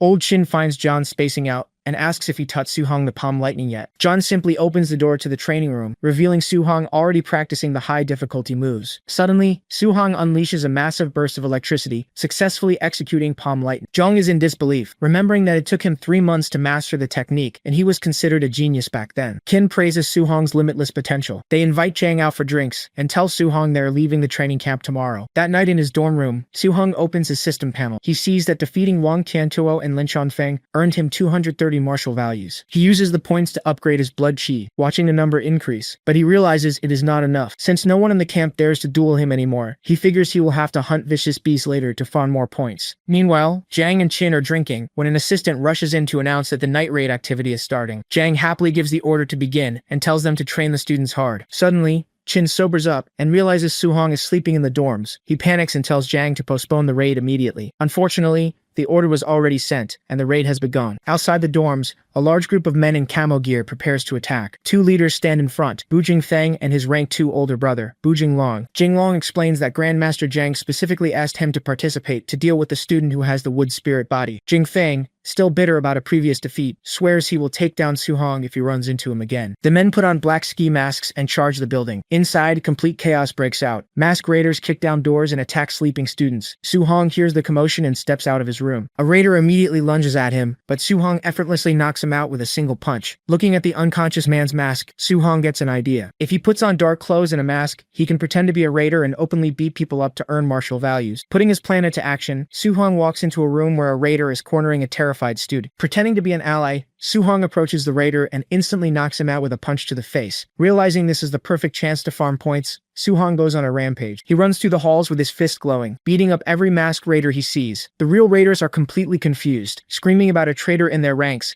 as Su-hong effortlessly takes them down. He clears the entire first floor and moves to the second. He unleashes a massive golden energy wave down the hallway, knocking out several raiders at once. System messages flood his vision, showing constant gains of martial value point. Thrilled by the huge payout, he heads up to the 3rd floor. There, a group of raiders is standing around watching the green-haired Lin Chunfeng fight the rank 2 leader Bu Jinglong. Su-hong walks right up behind the spectators and charges his fist with golden energy. He blasts the raiders away with a single strike, stating he has already seen the wood spirit body in action. Both Lin Chunfeng and Bu Jinglong stop their fight and stare at the masked Su-hong in shock. Covered in a glowing golden aura, Su-hong looks at both of them and casually tells them to come at him together. Bu Jinglong tells Lin Chunfeng to rest, so he can deal with Su-hong myself. He charges forward, stating that Su-hong is breaking the rules of the night raid and needs to be taught a lesson. Su-hong simply activates his Vajra fist and punches Bu Jinglong. The impact creates a huge burst of golden and red energy, sending the rank 2 leader flying back. Realizing Su-hong's actual strength, Bu Jinglong tells Lin to team up with him. Lin uses a wood prison technique, summoning glowing green vines from the ground to trap Su-hong. Su-hong easily bursts out of the vines. When Bu Jinglong attacks again, Su-hong activates his earth attribute battle armor. A spectral purple armor appears around him and completely blocks the rank 2 strike. Su-hong retaliates by punching Bu Jinglong away, then jumps into the air and delivers a flaming axe kick to Lin Chunfeng, knocking him out cold into the floor. Su-hong checks his system. He receives 140 martial values for defeating the leader, and 75 for Lin. He is thrilled to see he earned over 2,400 martial values in total that night. The next morning, the bruised and battered raiders are recovering outside the dorms with ice packs. Old Qin yells at Grandmaster John for the mess his student created, but John laughs it off and runs away. Qin then asks Su-hong if he still needs metal, wood, and water attribute martial arts. When Su-hong says yes, Qin smiles and says they are going to visit some old friends. Over the next 10 days, they visit 3 different training camps. Using the exact same betting routine,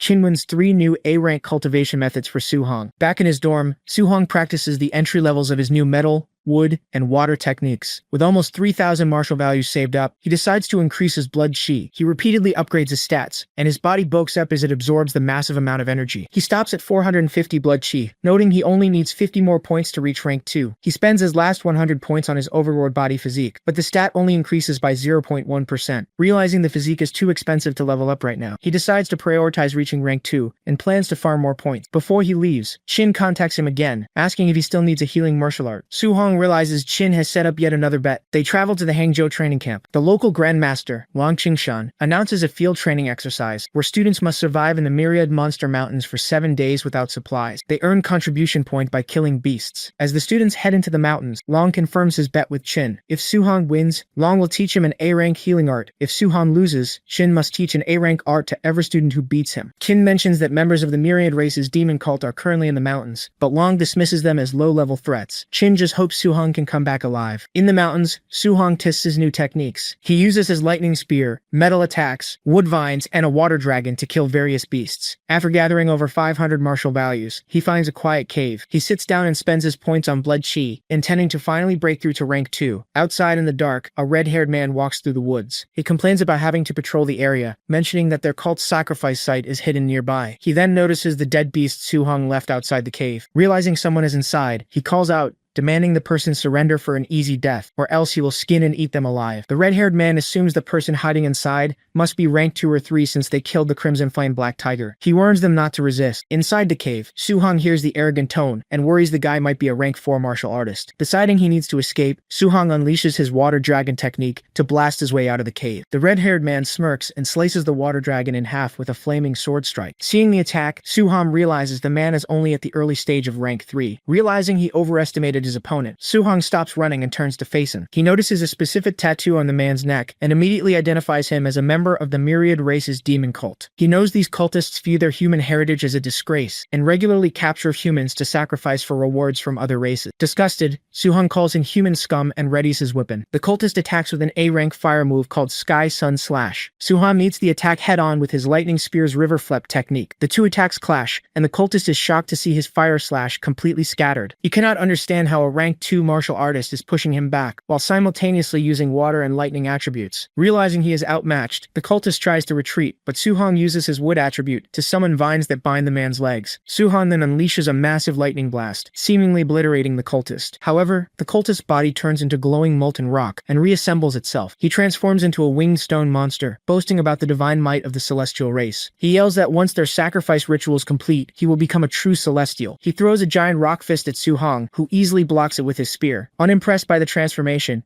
Su-hong traps the monster in a flame cage. He then charges his spear with intense golden lightning and thrusts it forward, piercing straight through the rock demon's chest and shattering him to pieces. A system message appears, showing Su-hong earned 212 martial values for killing the mutated celestial. He notes that hunting cultists pays out much higher points than hunting beasts. Remembering the cultist's words about a sacrifice, he suspects they have captured humans and immediately contacts the Grandmasters to report it. Back at the Hangzhou train camp, Grandmaster Wang reads the report. He tells Old Qin that the cult is just sacrificing their own members this time, so there is no need to launch a rescue mission. He also scoffs at the idea of Su-hong killing an early rank 3 cultist, thinking the kid is just bragging. Old Qin simply sips his tea, fully trusting his student's strength. 3 days later in the mountains, Su-hong stands next to a massive dead snake beast. He checks his system panel and sees he has earned a total of 832 martial values. Suddenly, his perception alerts him to a presence. He looks up into the trees and spots a blue-haired woman holding a whip. She praises him for noticing her, flirting briefly before stating that since he is here, he has to die. She swings her weapon, launching a barrage of sharp ice spikes at him. Instead of panicking, Su-hong just smiles. He looks up at the cultist and thinks to himself that more martial values have just delivered themselves directly to him. Su-hong launches his water dragon technique, crashing the massive water construct directly into the blue-haired woman. Before she can recover, Su-hong grabs her by the neck, deciding she is the perfect person to ask about the other cult outposts. He throws her to the ground and strikes her with his nether bone ghost fist. Pinning her down with his spear, he demands the location of the outpost. Terrified and spitting blood, she points him 10 kilometers north and begs for her life. She reveals there are 3 rank 3 and 3 3 rank 2 martial artists left at the camp. Su-hong does the math and realizes that taking them all out will give him enough martial values to finally reach rank 2. The woman suddenly morphs into a winged creature, claiming her strength is doubled and that she will kill him for underestimating her. Su-hong does not even let her finish. He instantly blasts her with a massive pillar of golden energy, stating the cultist committed too many sins and he will not let a single one of them live. The system immediately awards him 208 martial value, and he smiles at the prophet. 10 kilometers north at the sacrificial outpost, 3 human students are surrounded by a large group of cultists. The students realize they were tricked, as the enemies are all rank 3 instead of rank 2. The cult's blood commander orders his men to kill the human geniuses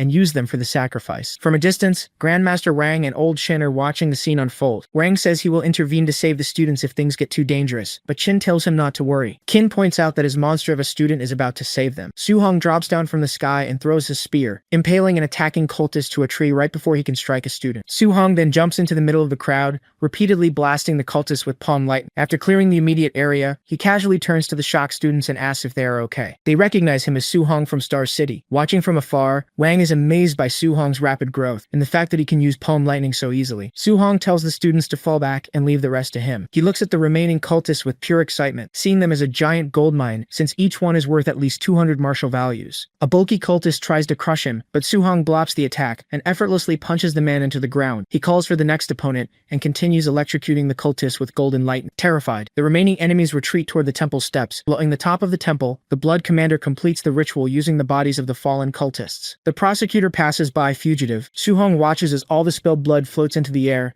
and gathers into a massive portal. A figure with large white wings emerges from the blood. The being declares himself a noble of the celestial race and demands the humans kneel before him. Looking up at the winged being, Su-hong just grips his spear and smiles. He thinks to himself that if morphed cultists gave him a lot of points, he wonders exactly how many martial values he will get for killing a real celestial. The celestial calls Su-hong an ant for looking up at him and instantly attacks with blinding speed. Su-hong blocks the golden strike with his spear, surprised by how fast it is. The celestial notes that Su-hong is surprisingly strong for a human youth. He realizes that possessing this human body will not be as easy as just stepping on ants. He complains that his possessed vessel has not even reached the 4th tier and is already breaking down, but he claims his peak 3rd tier strength is more than enough to eliminate a future threat like Su-hong. Hearing this, Su-hong realizes he's only fighting a possessed body, not a real celestial. He coats his fist in lightning, declares the fight is not over yet, and charges forward. The two clash directly. From a distance, Grandmaster Wang and Old Chin watch in shock as Su-hong physically suppresses the celestial, despite being an entire realm lower. Su-hong lands a heavy flaming punch right into the celestial's chest, damaging his armor and forcing him back. The celestial is furious and confused, wondering what kind of physique Su-hong has to overpower him in pure physical strength, especially since he never lost a physical clash against other alien races. Su-hong just asks if he is tired yet. Thanks to his overlord body, Su-hong feels completely refreshed. He tells the celestial that he usually has to hold back to avoid accidentally killing people, and wishes the celestial's true body was here for a more satisfying fight. Insulted by the human, the celestial summons his innate ability, the divine treasury. Dozens of glowing portals appear in the air, aiming golden spears at Su-hong. A system notification pops up, telling Su-hong he cannot learn this skill because it requires a pure celestial bloodline. Grandmaster Wang panics, thinking Su-hong is about to be killed, but Old Kin just tells him to calm down. Old Kin casually reveals that Su-hong has a 100% compatibility with all 7 attributes, and has not even used his ultimate move yet. The celestial fires the barrage of golden spears. Su-hong smiles, noting that the celestial is the first opponent to force him to go all out. He unleashes the 3rd stance of his spear technique, heaven breaking. He combines fire and lightning into a massive upward strike. The attack completely overpowers the golden spears and vaporizes the possessed celestial. Su-hong checks his system and sees he earned 843 martial values. He laughs, incredibly happy with the huge payout. Grandmaster Wang rushes over, completely amazed that a student defeated a celestial. Su-hong is a bit confused by the Grandmaster's excitement. He thinks internally that if a regular celestial forced him to use his trump card, the real geniuses of their race must be absolutely terrifying. 4 days later, the training camp ends.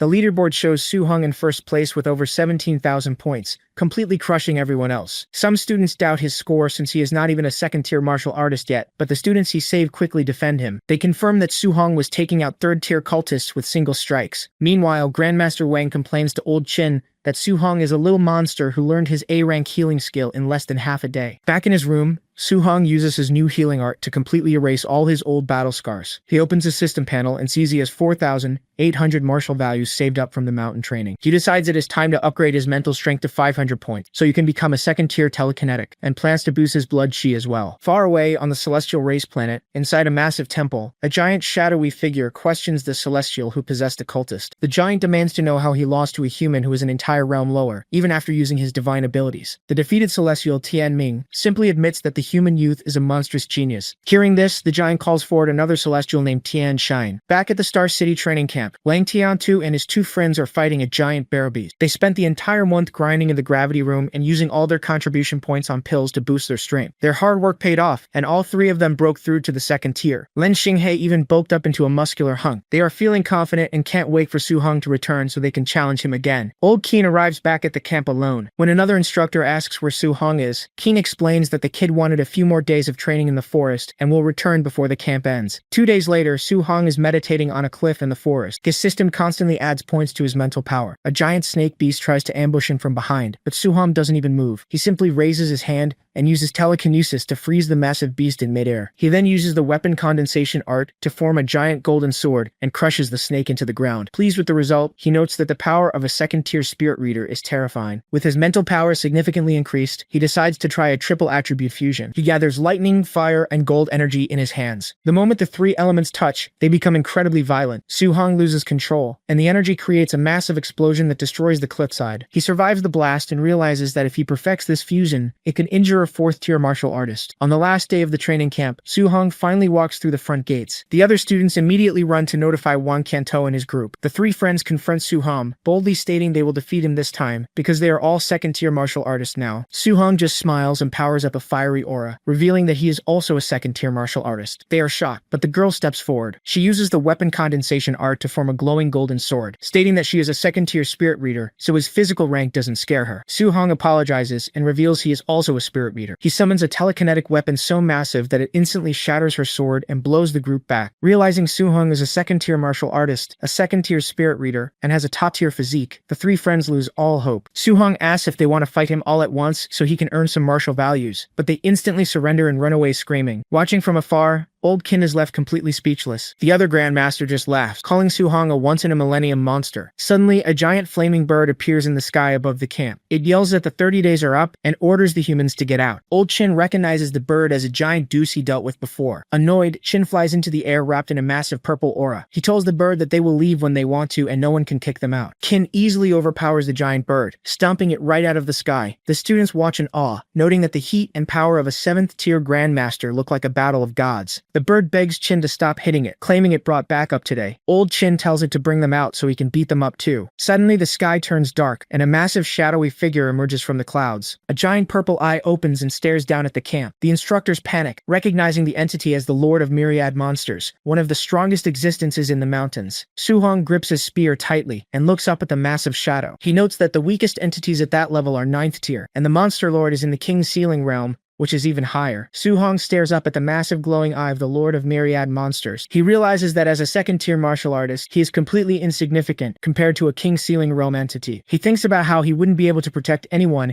if a monster like that attacks Star City. He resolves to keep getting stronger until he reaches the King's Sailing Realm himself. Old Keem stands calmly as the massive shadow and the giant bird retreat. The Monster Lord has an agreement with the human race and will not casually attack juniors. The training camp ends normally and the students take buses back to Star City. Wang Qiantu and his friends are now friendly with Su Hong, joking that his name will soon be famous across the city. They arrive at the City Lord's mansion for a welcome banquet. Su Hong isn't interested in the party and just wants to go home to see his aunt and uncle. Inside the luxurious banquet hall, Su Hong's aunt and uncle are sitting at a table. They feel embarrassed and out of place in their simple clothes, and some wealthy guests quietly mock them for looking like migrant workers. Suddenly, the principal of number 1 high school and the president of the Martial Artists Association rush over. They enthusiastically shake the uncle's hand, praising Su Hong as the most promising genius they have ever seen. The wealthy guests are left completely shocked. Nearby, the fathers of Long Qiantuo, Lin Xinghe, and Xiao Yan are arguing. They brag about their kids reaching the 2nd tier and debate who is the strongest. When the arrival of the students is announced, the city lord and the fathers head outside to greet them. However, the fathers are confused to see their kids looking depressed and bruised. The kids admit they were completely crushed in a fight. The fathers ask how 3 2nd-tier teams could lose together. The kids explain that Su Hong beat them because his physical strength, speed, and spirit, telekinesis were all far superior. Su Hong gets off the bus, and the crowd stares at him. He spots his aunt and uncle and smiles. His aunt runs toward him but trips on the red carpet. Before she can hit the ground, Su Hong uses his telekinesis to catch her, gently floating her safely back to her feet. Seeing this, the city lord, the principal, and the association president are stunned. They realize Su Hong is not just a martial artist, but also a 2nd-tier spirit reader. The principal and president start bickering, realizing they both missed this detail, and loudly boast about how they will support him. Meanwhile, The other wealthy guests start making frantic phone calls, trying to arrange marriages with Su Hong or send his family expensive gifts. The city lord steps forward with a gold tray. He presents Su Hong with a villa and 3 million in cash as his prize for taking first place in the training camp. The city lord shakes Su Hong's hand and openly tells him to just ask if he ever needs anything in the future. Su Hong realizes the city lord is openly trying to recruit him. He knows that refusing the offer right now will offend the city lord, but accepting it means he will be obligated to fulfill his request later on. Su Hong decides that since the city lord's faction is the most powerful in Star City, he should not offend him. Besides, with the city lord protecting his family, he can go out and train freely. He also has Grandmaster Qin as his backer, so he knows the city lord cannot force him to do anything excessive in the future. Su Hong accepts the offer and shakes the city lord's hand. When asked what he needs, Su Hong immediately requests medical treatment for his aunt's rare disease. The city lord gladly agrees to use the best medical resources available. The city lord then asks if he wants anything else, and Su Hong asks for a weapon. The city lord leads him into the mansion's massive armory and tells him to pick any A-grade weapon he wants. Su Hong asks if there are any multi-attribute alloy weapons. To explain why, he casually summons 7 different elemental orbs in his hands. The city lord is completely shocked. He cannot believe a second-tier martial artist and spirit reader can cultivate 7 attributes simultaneously and still level up so fast. Su Hong purposely shows off his talent, knowing that the more monstrous he appears, the more the city lord will value and support him. The city lord admits that multi-attribute weapons are extremely rare. The best match he has is a 3-attribute B-grade spearhead. Su Hong accepts it, deciding to attach it to his own Thunderfire spear shaft. Before Su Hong leaves, the city lord warns him about strange anomalies happening all over the world. Mysterious shards are appearing, creating natural treasures and granting fierce beasts multiple attributes. He specifically mentions Stargazing Lake just outside Star City, where a multi-attribute beast was recently spotted. The city lord advises Su Hong to stay away, warning him that the area is currently too dangerous for him. A few hours later, the city lord's private car drops Su Hong and his aunt and uncle off at their apartment building. The neighbors, including their greedy landlady, are stunned to see them step out of the prestigious vehicle. The landlady, who had just been complaining about the Su family and threatening to raise their rent, tries to act friendly. Su Hong's aunt casually tells the landlady that they won't be renting anymore because the city lord gave them a villa. She asks for a refund on their extra rent, but the uncle stops her, saying they are rich now and can just leave the money as a gift. They head upstairs, happily discussing their move to the new house. That night, Su Hong goes up to the roof for one last training session. He pulls up his system panel and uses his remaining 1,900 martial values to upgrade his blood chi. His body pulses with intense red energy as his blood chi surpasses 700 points, allowing him to break through to the mid-stage of the second tier. After the breakthrough, he pulls out his phone to research the anomalies the city lord mentioned. Because his body hasn't adapted to his new mid-stage strength yet, he accidentally cracks the phone screen just by gripping it. He scrolls to the news, reading reports about an S-grade spiritual medicine causing grandmasters to fight, and beasts gaining new elemental powers from mysterious shards. He finds information on Stargazing Lake, noting that the rank 2 multi-attribute beast there has attracted a large crowd of rank 3 and rank 4 martial artists. Su Hong figures that while he might not be able to beat a rank 4 martial artist in a fight, he can definitely escape from one. With his mind made up, he decides that as soon as his family finishes moving into the villa tomorrow, he will head straight to Stargazing Lake. The next day, Su Hong's family moves into their new villa. The house is quickly filled with gifts from wealthy neighbors trying to get on his good side. Su Hong finds entertaining them exhausting and decides to leave for Stargazing Lake in the afternoon. At the martial artist base, he notices a huge crowd. Lower tier martial artists refuse to leave the base because there are too many tier 3 and tier 4 fighters heading to the lake, making it too dangerous to travel without getting robbed. Meanwhile, up on the second floor of the base, a man confirms with an underling that Su Hong killed his nephew. He uses his powerful aura to force the underling to his knees, demanding respect as he plans his next move. Su Hong reaches Stargazing Lake and watches from the trees. He sees that the area is packed with high-tier martial artists. Suddenly, a massive beginner tier 3 star-spotted giant fish bursts out of the water. It shoots a dual attribute attack that easily destroys a tier 4 martial artist's earth defense, severely injuring him. Annoyed, the tier 4 martial artist immediately kills the giant fish in one strike. The crowd rushes in and chops the beast up to find the treasure, but its stomach is completely empty. Seeing how aggressively the tier 4 fighters act, Su Hong decides it is not safe to stick around and turns to leave. Just as he turns, a masked man ambushes him with a blade. Su Hong uses his spear telekinesis to briefly pause the attacker, allowing him to dodge the fatal blow. He quickly realizes the attacker is a tier 4 martial artist. The attacker is surprised that Su Hong is a spirit reader. Suddenly, more masked men emerge from the woods. Su Hong finds himself surrounded by a tier 4 leader and over a dozen tier 3 assassins. Knowing he cannot fight them all at once, he uses his A-class movement technique to sprint away. When the assassins chase him, he uses uses his telekinesis to launch himself straight into the sky and fly away, leaving his pursuers completely stunned that a tier 2 can fly. Dozens of kilometers away, Su-hong lands in the forest, completely exhausted. His vital energy and mental power are drained. He figures that Ye Feng's uncle, Ye Qi, is the only one who would hire this many high-tier assassins to kill him. Su-hong plans his next move. He knows you can kill the tier 3 assassins, but the tier 4 leader is a major threat. If he fights the leader first, the others will swarm him. He decides he must use his speed to eliminate the tier 3 fighters first, then focus entirely on the tier 4 leader. Meanwhile, the assassin leader complains that their employer gave them bad intel by not mentioning Su-hong's telekinesis. He tells his men they must kill Su-hong before he reaches the city, or their employer will have them killed for failing. They use a tracking compass to hunt him down. Over the next 7 days, they constantly track and fight him in the woods. Su-hong kills several of them in quick skirmishes. By day 7, an assassin spots Su-hong while he is peeing in the bushes, and Su-hong quickly kicks the man in the face. The constant running and fighting leaves Su-hong completely drained. He eventually makes it to an official Star City supply station. He knows it is risky, but he has to rest. He figures the assassins will not dare attack him openly on official city territory. As he walks through the station, he notices men in suits staring at him. He realizes his tracks have been exposed, and confirms that Ye Qi from the martial artist base is indeed the one trying to kill him. Su-hong rents a room at the temporary supply base inn. He checks his system panel and sees his vitality is at 705.5. He needs 900 to reach the high stage of the second tier, but his 540 martial arts points are not enough. Instead, he spends the points to upgrade his overlord body physique from 1.1% to 6.5%. He feels an immediate surge of power, estimating his strength just increased by at least 20%, and soon after that, he curved in fighting more death cases. He decides to rest and practice his guidance technique, staying prepared to jump out the window if the assassins show up. A few hours later, Su-hong is eating a burger in the inn's dining area. The room suddenly goes completely quiet. He realizes the assassins are holding back, likely planning to ambush him outside. He then overhears nearby martial artists talking about a rare multi-attribute treasure called the 3-star vein ink purple bamboo. They mention the treasure is protected by a deadly gravity field that instantly crushed several tier 4 martial artists into meat paste. Su-hong wonders if his newly upgraded overlord body could withstand that kind of gravity. Suddenly, a massive explosion rips through the wall right beside him. The assassins have finally attacked. The tier 4 leader and his men surround the ruined building. The leader mocks Su-hong, stating they wouldn't hesitate to attack a supply base. Su-hong just smiles. He pulls out his new 3-attribute spear and infuses it with fire, lightning, and gold energy all at once. The leader recognizes the 3 attributes and panics, screaming for his men to scatter. Su-hong thrusts the unstable weapon forward, triggering a massive triple attribute explosion that completely levels the inn and the surrounding area. When the dust settles, the tier 4 leader is still alive but heavily injured. He assumes Su-hong died at the epicenter of the blast. Just as he catches his breath, a shirtless Su-hong drops from the sky, striking down with the 3rd style of his spear technique. The leader quickly blocks the attack with his sword and pushes him back. Su-hong instantly uses his movement technique to vanish. The leader tells his men to catch him, but Su-hong reappears right behind a surviving tier 3 assassin and impales him through the chest. Su-hong notes that while he might not be able to kill the tier 4 leader yet, he has no problem picking off the tier 3 subordinates. He throws the dead body at the leader and runs away into the forest. As he escapes, he admits the failed fusion explosion was terrifying. He only survived because he used his thick earth armor and his upgraded physique. He decides that once he successfully masters the 3-attribute fusion, he will have a real chance to kill the tier 4 leader. Back at the Star City martial artist base, Ye Qi shatters his teacup in a panic. He realizes his hired assassins completely botched the job. By attacking an official supply outpost, they drew too much attention. He knows that if Su-hong dies now, the city lord will easily trace the assassination back to him and wipe out his entire clan. Meanwhile, deep in the forest, a massive purple gravity field surrounds the rare 3-star ink purple bamboo. A group of disguised martial artists struggles to walk through the anomaly. They note that the higher a person's cultivation tier is, the stronger the gravity pushes down on them. The tier 4 leader uses a tracking compass to search for a hidden divine artifact. The compass points directly into the center of the gravity field, revealing the artifact is right next to the bamboo. Just then, Su-hong sprints past them, heading straight into the field. The tier 4 leader Bai Ao recognizes him. Revealing himself as a demon cultist, Bai Ao attacks Su-hong, hoping to kill him and claim a reward from his lord. Su-hong blocks the fiery strike, but realizes the tier 4 cultist is too strong to fight directly. Several tier 3 cultists try to block Su-hong's escape path, but he instantly kills 2 of them with his spear and movement technique. To avoid Baiao's full force attack, Su-hong runs deeper into the purple gravity field. Baiao tries to chase him, but the intense gravity immediately forces him to a halt. Because he is a tier 4 martial artist, the field exerts a crushing weight on him right at the edge. Frustrated, he throws his sword at Su-hong, but the gravity field shatters the weapon completely before before it can reach him. Safe inside the field, Su-hong stops right next to the purple bamboo. The intense gravity and his previous injuries push him to his limit, so he sits down and uses a green wood attribute technique to heal himself. Watching from outside, the cultists are shocked that Su-hong also knows healing arts. They realize that if Su-hong claims the divine artifact inside the bamboo, they are all dead. Near Stargazing Lake, Wang Tiantuo and his two friends notice the area is completely locked down by demon cultists. They wonder if the cult is targeting Su-hong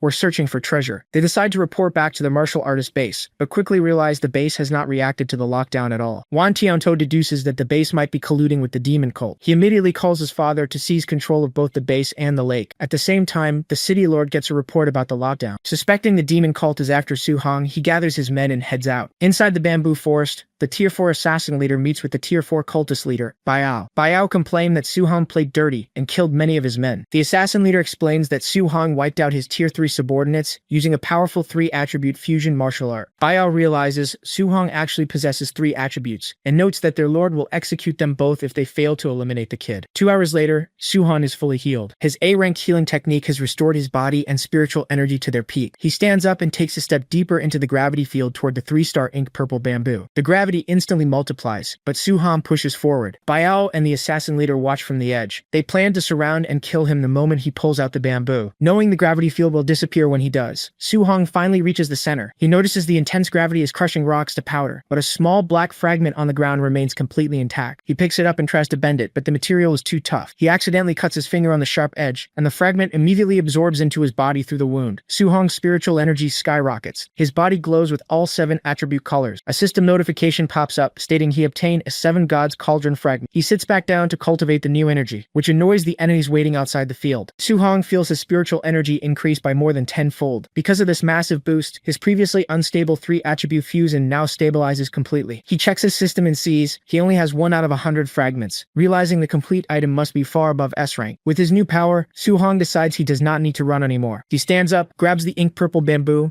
and pulls it out of the ground. The gravity field instantly vanishes. Biao, the assassin leader, and all their remaining subordinates charge at him at once. Su-hong just smiles. He infuses his spear with his perfected 3-attribute fusion and slams it into the ground. The resulting explosion is massive. Fire and lightning completely engulf the attackers, leveling the forest and leaving a giant crater in the ground. The Tier 4 assassin leader survives the blast but is heavily injured and coughing up blood. He looks around at the charred skeletons of his men and the cultists. He figures out that Su-hong must have absorbed the divine fragment to suddenly become this powerful. Out of the smoke and flames, Su-hong walks forward. Glowing with fire and lightning, he looks down at the assassin leader, asks if hunting him was fun, and states that it is now his turn to kill. Su-hong stands over the heavily injured Tier 4 assassin leader. He offers him a chance to live if he reveals the location of the demonic cult's stronghold in Star City, realizing the cult must have a deep presence to collude with Ye Qi so quickly. The assassin arrogantly refuses and tries a desperate suicide attack, throwing a glowing explosive to drag Su-hong down to hell with him. Su-hong doesn't even flinch. He simply blasts the man with a massive wave of lightning, instantly vaporizing him. Nearby, Biao and the other Tier 4 cultists see the massive explosion. They realize Su-hong's earlier threats were not a bluff and that his spiritual energy hasn't drained at all. Terrified that a rank 2 youth just wiped out their entire team and turned 2 rank 4 martial artists into lone survivors, they abandon the mission and run for their lives. Back at the martial artist base, Ye Qi receives a call confirming the assassination failed and his rank 4 men couldn't kill a rank 2. He panics, knowing the city lord will trace the hit back to him and execute him. He rushes outside to his car, desperate to escape Star City. Just as he approaches his vehicle, a massive flame cage erupts from the ground, trapping him inside. Su-hong steps out of the shadows. Ye Qi desperately tries to fight back, but Su-hong instantly pierces right through him with a lightning-infused spear strike, killing the peak rank 3 official in a single move. The city lord and his guards arrive just as the flames settle. The surrounding crowd is shocked that a youth killed a base official in broad daylight, but they all agree Ye Qi deserved it for attempting a sneak attack. The city lord asks Su-hong what happened. Su-hong casually downplays it as just luck, and reveals he also snatched the 3-star ink purple bamboo. Inside the city lord's private car, Su-hong explains the whole 8-day ordeal. He details how he fled from 2 rank 4S and 20 rank 3S, ended up heavily injuring the leaders, killing the rest, and taking the treasure. The city lord is so utterly stunned by this monstrous feat that he jokingly asks Su-hong to marry all 40 plus of his daughters so they can mass produce geniuses and save humanity. The city lord then gets serious. He warns Su-hong that the cult's mastermind might still be in the city and could send rank 6 or 7 grandmasters next. He advises Su-hong to get into a top university like Magic Capital or Capital University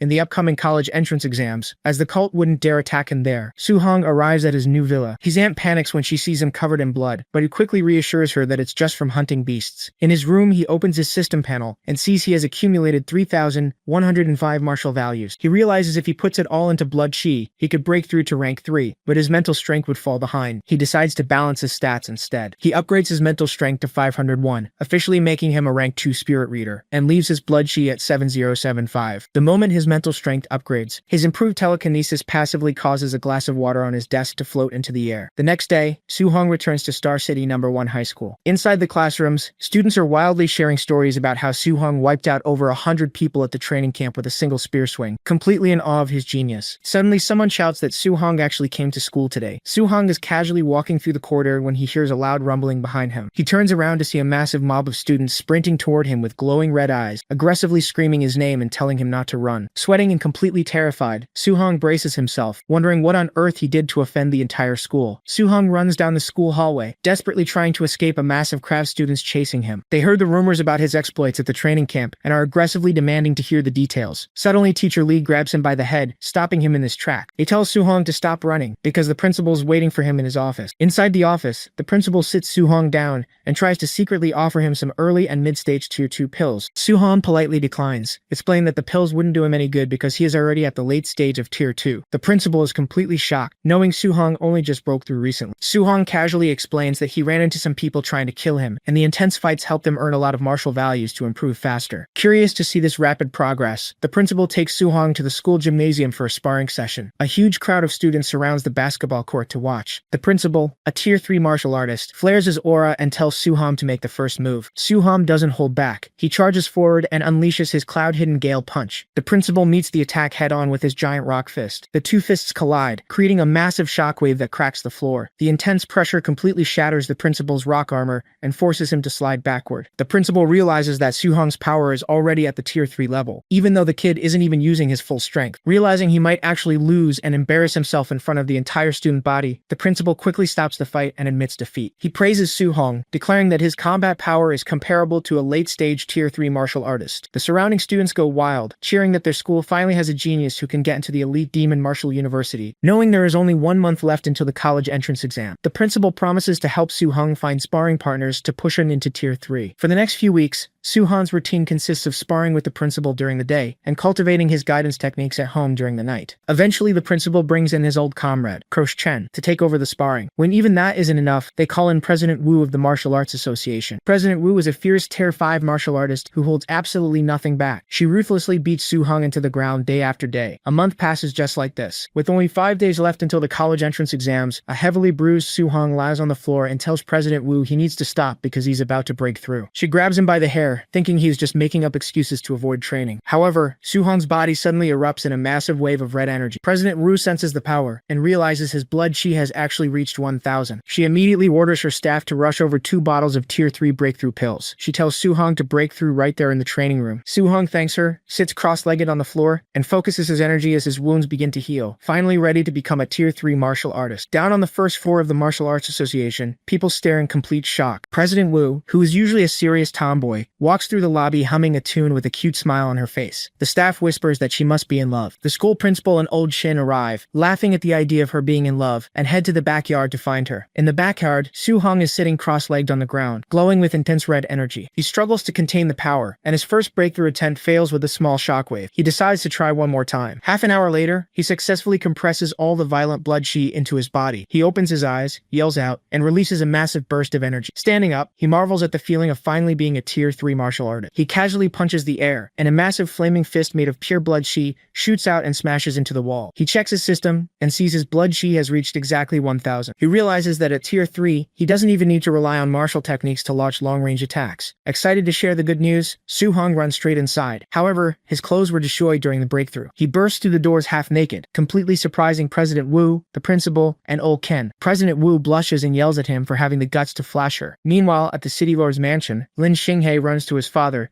excitedly announcing that Su-hong reached the mid-stage of Tier 2. His father remains completely cold. He casually tells his son that President Wu just called to inform them that Su-hong actually broke through the Tier 3. Lin Xinghe is left entirely speechless. Back at the association, Su-hong sits in a meeting with the city lord, President Wu, the principal, and old Xing. Because his clothes were ruined, Su-hong is now wearing a tight, cute cat shoe. The city lord hands Su-hong a list of high-level martial artists who recently arrived in Star City. He warns Su-hong that there are nearly 100 people on the list, and some of them might be human traitors planning to assassinate him on behalf of the demon cult. Su-hong calmly states that he is already mentally prepared for assassinations from human traitors. The city lord tells him he will be safe once he gets into one of the top 2 universities. President Wu advises against Imperial Capital University because they strongly favor students from wealthy and powerful families, which would put Su-hong at a disadvantage. She suggests Magic Capital Martial Arts University instead, explaining that they only care about raw talent and strength, and they fiercely protect their students no matter what trouble they cause. Hearing this, Su-hong agrees to go to Magic Capital. The city lord then decides to poke fun at Su-hong's cute cap shirt, questioning the genius's taste in clothing. President Wu immediately steps in, blushing and admitting she specially lent him her shirt because his clothes were destroyed during his breakthrough. Realizing his mistake, the city lord quickly changes his tune, nervously laughing and praising the shirt's wonderful taste. A few days later, the city lord waits at the Star City airport. He greets Wang Lindao, a Tier 5 martial artist, who is in charge of evaluating the college entrance exams for Star City this year. Wang Lindao complains about his assignment. He feels that actively networking with students is beneath his pride, especially since Star City rarely produces even a single Tier 2 examinee. The city lord just smiles and asks if an 18-year-old Tier 3 genius is worth networking with. Wang Lindao's eyes widen in shock. Forgetting all his previous complaints, he instantly demands the city lord take him to this genius right away. At the Star City martial arts exam venue, thousands of students gather in a massive stadium for the vitality check. President Wu and the city lord look around for the Tier 5 examiner, Wang Lindao. They spot him shamelessly cozying up to Su-hong. Completely tossing his pride aside, the high-level examiner throws up a peace sign and tries to take a cute selfie with the kid, desperate to get on the genius's good side. The city lord facepalms at how thick-skinned the man is. An announcer declares that students below Tier 2 will take their combat tests here, but anyone at Tier 2 or above must take a special train to the provincial capital for specialized testing. Su-hong looks surprised, and his friends awkwardly admit they forgot to tell him about that rule. They ask if he managed to reach the mid-stage of Tier 2 during his training. Su-hong just smirks and tells them they will find out in a bit. He steps into the vitality detector capsule. Instantly, a massive wave of red energy erupts from his body. The machine scans him and displays a staggering score of 1005. The entire stadium is thrown into absolute shock. Lin Xinghe and the other students stare in pure disbelief, realizing Su-hong didn't just reach mid-Tier 2, he actually broke through to Tier 3. Up in the private viewing rooms, the wealthy fathers are dumbfounded. Lin Xinghe's father immediately decides he needs to find a way to make this kid his son-in-law. Up in the examiner's box, Wang Lindao is utterly amazed. He looks at a data chart showing the massive gap in cultivation resources between a small place like Star City and the elite magic capital. He realizes that if Su-hong had grown up with the educational resources of a large city,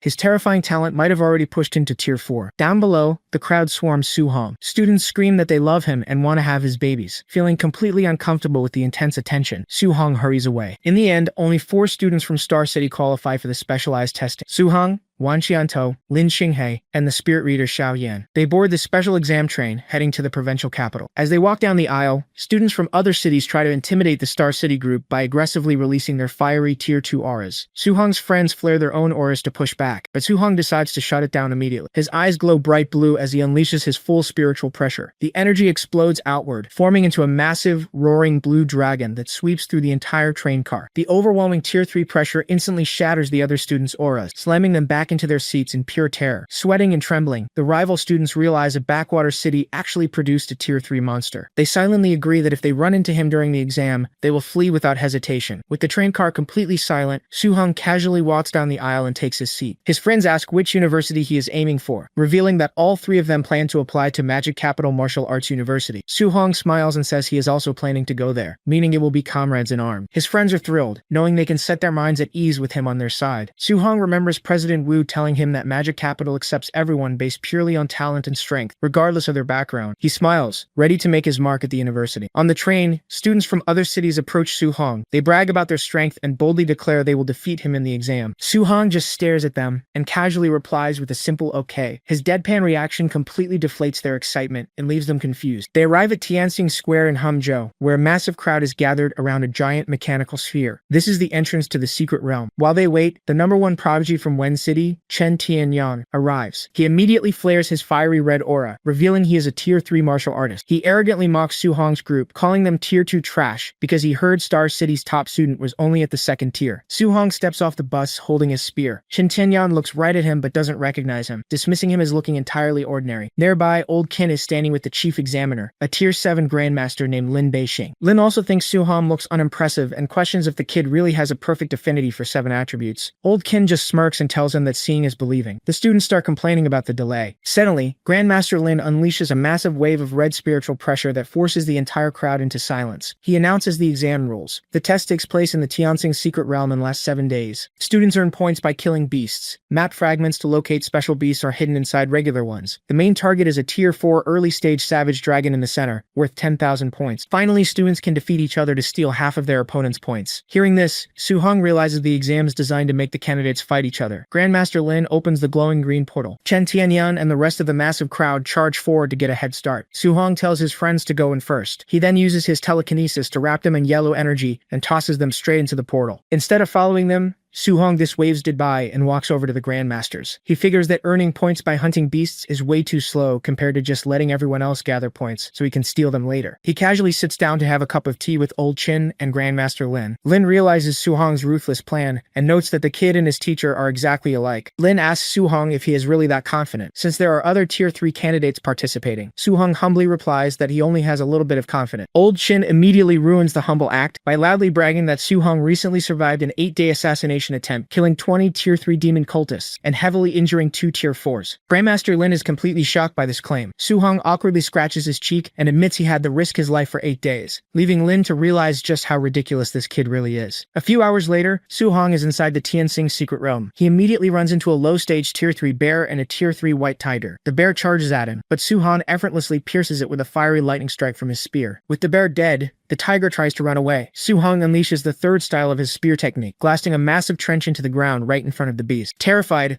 the tiger rolls over on its back and tries to act cute to beg for mercy. Su Hong tells it to stop meowing. He orders the beast to lead to other humans or high-tier beasts, promising to spare its life if it obeys. Su Hong rides the tiger through the forest. They soon encounter a massive high-stage Tier 3 giant ape. The ape is over 30 meters tall and carries a massive tree trunk as a weapon. The ape swings the log down. Su Hong jumps off the tiger and tells it to run away. He dodges the attack and complains about the ape's terrible breath. He then points his spear upward and blasts the ape right in the face with a burst of fire and lightning. The ape gets angry and slams its massive log down directly onto Su Hong. The log is over 40 meters long and weighs around 70 tons. However, Su Hong easily catches it with one hand. He notes that since he has already broken through to Tier 3, catching this much weight is nothing to him. He then covers the massive log with his mental power. Using his telekinesis, he floats into the air, lifts the entire 70-ton tree trunk, and swings it like a giant bat. He smacks the giant ape squarely in the face with its own weapon. Outside the secret realm, the crowd watches the fight on the giant broadcast screens. They are completely stunned by the display of strength, wondering what kind of monster Su Hong really is. In the private viewing area, Old Qin laughs and points at the screen, bragging that his student is beating an elite monster like a dog. Grandmaster Lin spits out his drink in shock. Watching Su Hong effortlessly crush the giant ape, Lin admits that the outcome of this year's assessment is already decided. Su Hong stands over the fallen giant ape.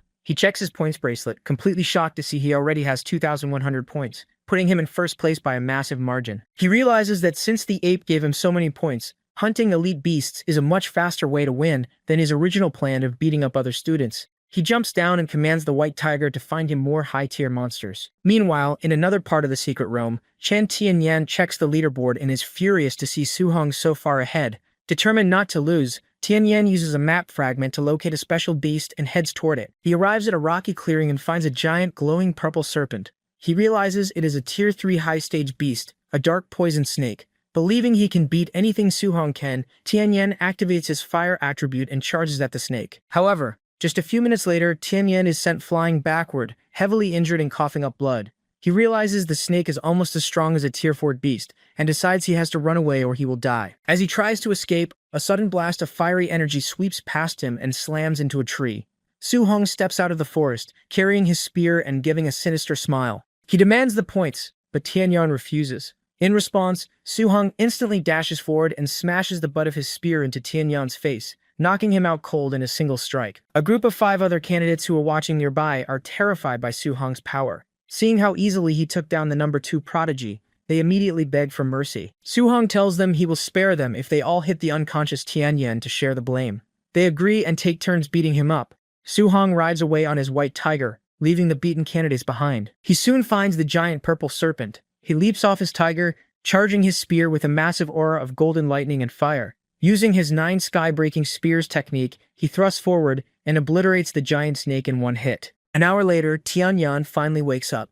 He checks the leaderboard and screams in despair when he sees Su-hong now has 4,500 points. He realizes Su-hong must be hiding his true strength, and is likely a Tier 4 martial artist. In the real world, the grandmasters and spectators are equally stunned by Su-hong's absurd power. He easily took down 2 special beasts back to back, using a rare fusion of thunder and fire attributes. The crowd goes wild, realizing the entire exam has basically become Su-hong's personal show.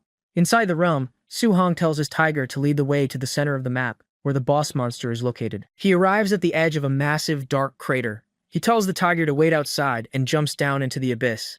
At the bottom, he finds the Tier 4 Savage Dragon. It is a massive, dark red dragon, securely locked up in heavy chains and fast asleep. Su-hong feels the overwhelming pressure of its aura.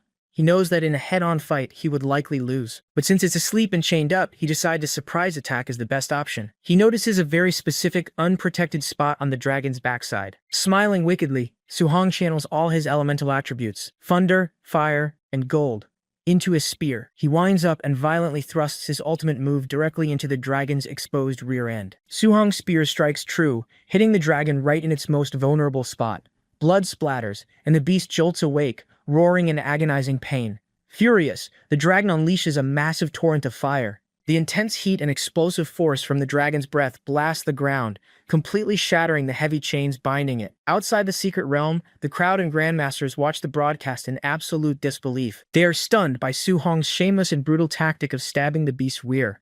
They quickly realize the chains are broken, and the savage dragon is now completely free. The unbound dragon lets out a deafening roar, sending a massive pillar of energy into the sky. Su-hong stands his ground, excited. Now that the beast is unrestrained, he can finally test his true combat power by going all out. The dragon blasts another massive wave of fire. Su-hong counters by unleashing his Rage Sea Spear technique, creating a giant water dragon that crashes directly into the flames, neutralizing the attack. Capitalizing on the opening, Su-hong leaps high into the air to strike with his 9 sky-breaking spears. However, the dragon reacts surprisingly fast, swinging its giant claw to swat him away. Su-hong barely manages to block the strike with his spear shaft, skidding backward across the rocky ground from the heavy impact. Wiping his mouth, Su-hong admits he underestimated the fat dragon's speed. But he smiles, knowing that in terms of pure physical strength, his newly upgraded Overlord body is far superior. He charges his fist with explosive power, dashes forward, and delivers a devastating punch straight into the dragon's chest, sending the massive beast reeling backward with a painful roar. Su-hong's punch creates a massive shockwave, but the dragon quickly recovers. It swipes its claws, sending out sharp blades of air. Su-hong charges his spear with lightning and fires off a series of attacks to counter the strikes. As the attacks collide, the dragon realizes Su-hong's raw power is no joke. It rears back and unleashes a massive blast of fiery breath, covering the entire area in flames. Outside the portal, the Grandmasters are stunned by Su-hong's physical strength. Grandmaster Ling thought Su-hong's Overlord body was just a regular constitution, but seeing him match the Savage Dragon's physical power, he realizes the boy must have perfectly fused his elements to maximize his body's potential. Inside the realm, Su-hong easily breaks through the fire breath using his lightning-charged spear. He dashes forward, moving faster than the dragon can track. In a blinding flash of golden light, he thrusts his spear straight through the dragon's neck. The massive beast crashes to the ground, dead. The system prompt confirms the kill, adding a massive 14,500 points to his score. Seeing the update on their leaderboards, the other candidates are completely demoralized. Even the top prodigies realize they have absolutely no chance of catching up to Su-hong's insane score. They admit they were too arrogant and accept that they are just trash compared to him. Meanwhile, Su-hong decides not to let the savage dragon go to waste. He chops off a massive chunk of its tail, starts a fire, and roasts it. He and his white tiger feast on the rare meat. As he eats, his blood chi rapidly increases, and his Overlord body's mastery percentage jumps from 6.5% to 9%. Realizing the meat is essentially free stat points, Su-hong spends the rest of the day eating as much as he can. Over the next few days, Su-hong uses his white tiger mount to hunt down every single special elite beast in the realm. He kills a giant white ape, a massive deathworm, and a heavenly wind-mad bull. On the 7th and final day of the exam, he randomly runs into a candidate walking through the forest. Without hesitation, Su-hong hits him in the head with his log weapon, knocking him out cold. When Su-hong checks his bracelet, he is confused to see he didn't get any points. Looking closer at the unconscious student, he recognizes Chen Tianyan, and realizes he already robbed him of all his points earlier in the week. A loud voice echoes through the secret realm, announcing that the exam is officially over and all candidates must leave immediately. Su-hong pets his tiger goodbye, telling it to train hard so it doesn't get beat to death next year. He looks down at the fainted Tianyan. Not wanting to leave him stranded in the dangerous forest, Su-hong throws the unconscious prodigy over his shoulder and walks toward the exit portal. He steps out of the portal and back into Qin Sing Square. The massive crowd of spectators and all the grandmasters immediately erupt into cheers, chanting his name and hailing him as the new Jiangnan Province martial arts champion.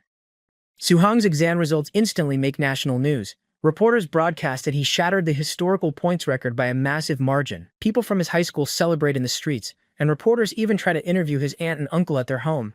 Videos of him carrying Tianyan out of the portal go viral, and his face is plastered all over the news. Sitting in the president's office at the Martial Arts Association, Su-hong complains to Grandmaster Qin and Lin that the media is getting annoying. Lin agrees to have them tone it down so they don't bother his family. He then asks Su-hong for advice on attribute fusion, hoping for some pointers.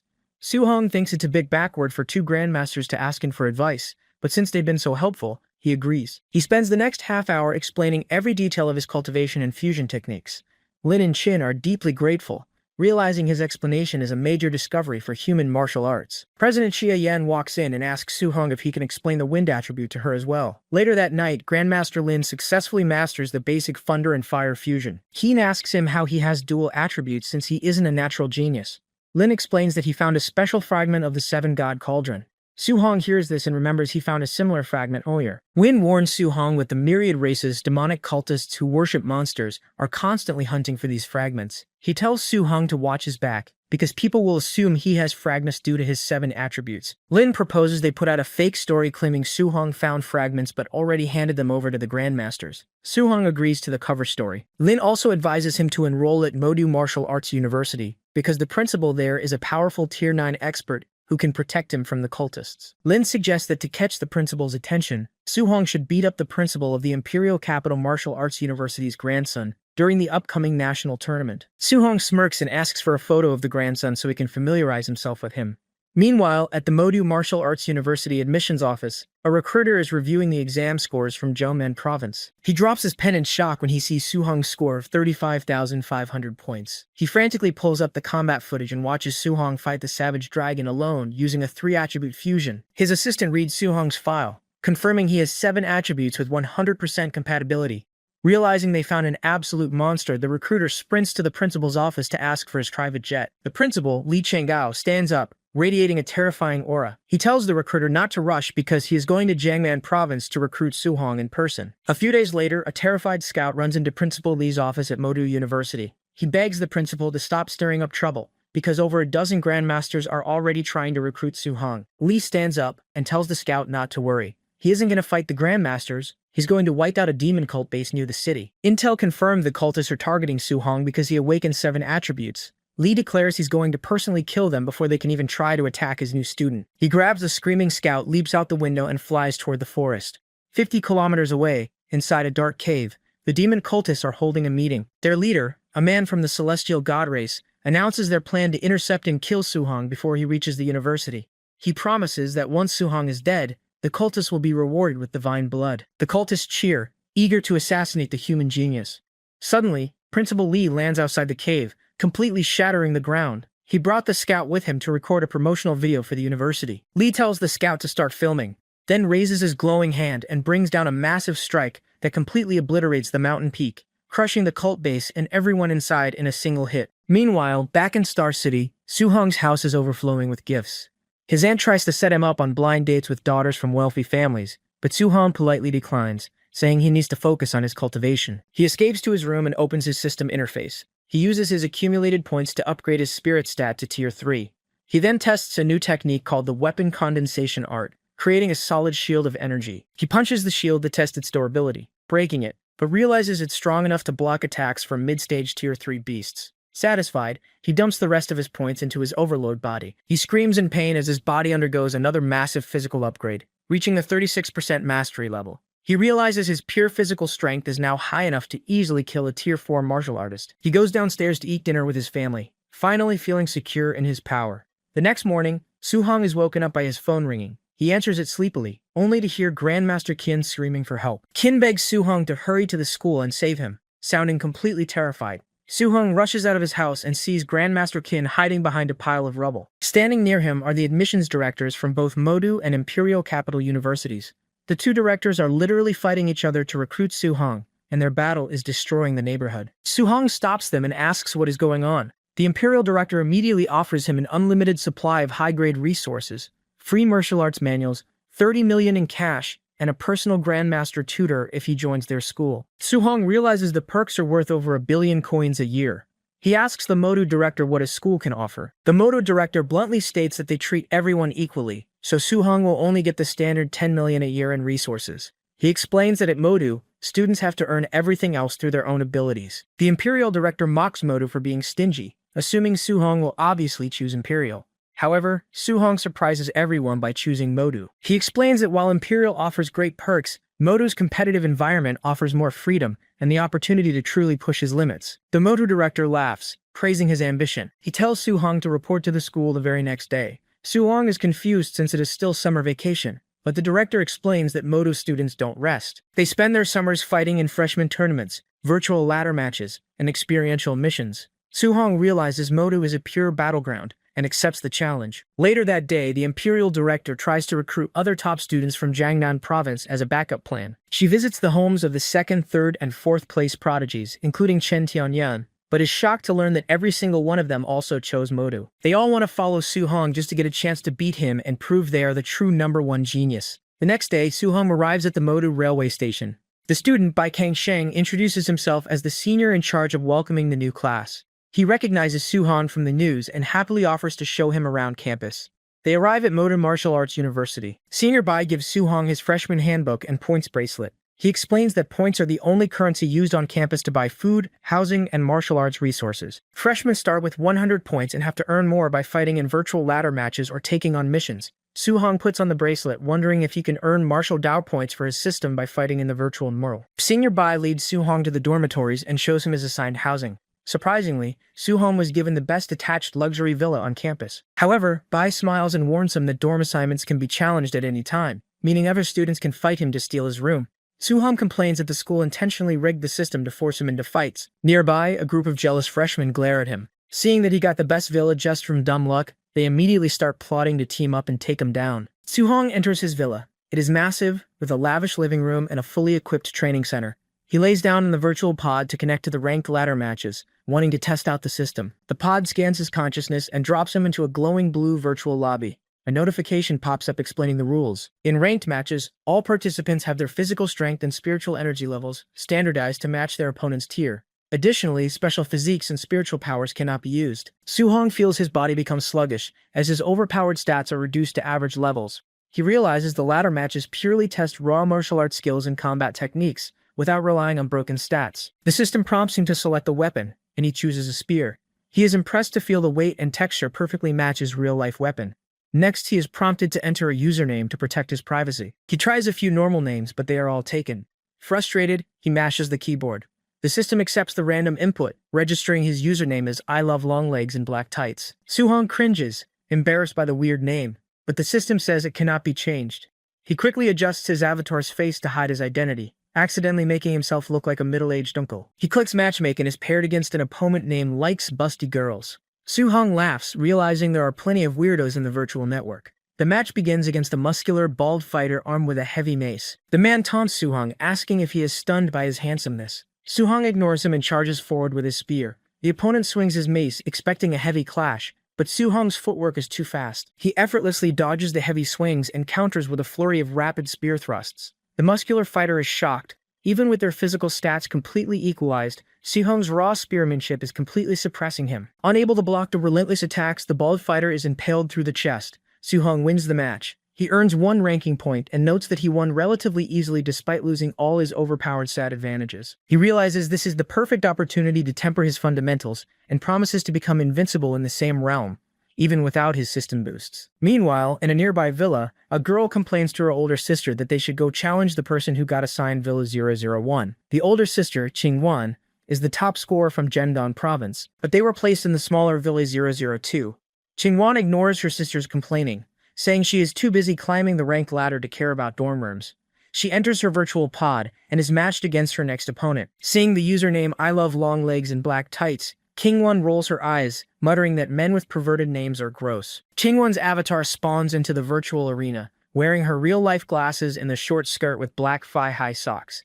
She immediately complains about Suhong's perverted username and neared middle-aged uncle avatar. She decides to finish the match quickly and charges forward with her sword. Suhong easily blocks her first strike. He pushes back and unleashes a flurry of rapid spear thrusts. Kingwon manages to parry them, realizing that despite his gross username, he is actually a master spearman. She thinks he is purposely using a weird name to make people underestimate him. Wanting to win quickly, she activates her B-rank fire attribute sword technique and unleashes a massive wave of flames. Suhong quickly activates his own movement technique to dodge. Kingwon is shocked that he easily saw through her footwork, but she quickly switches to a wind attribute attack and strikes again.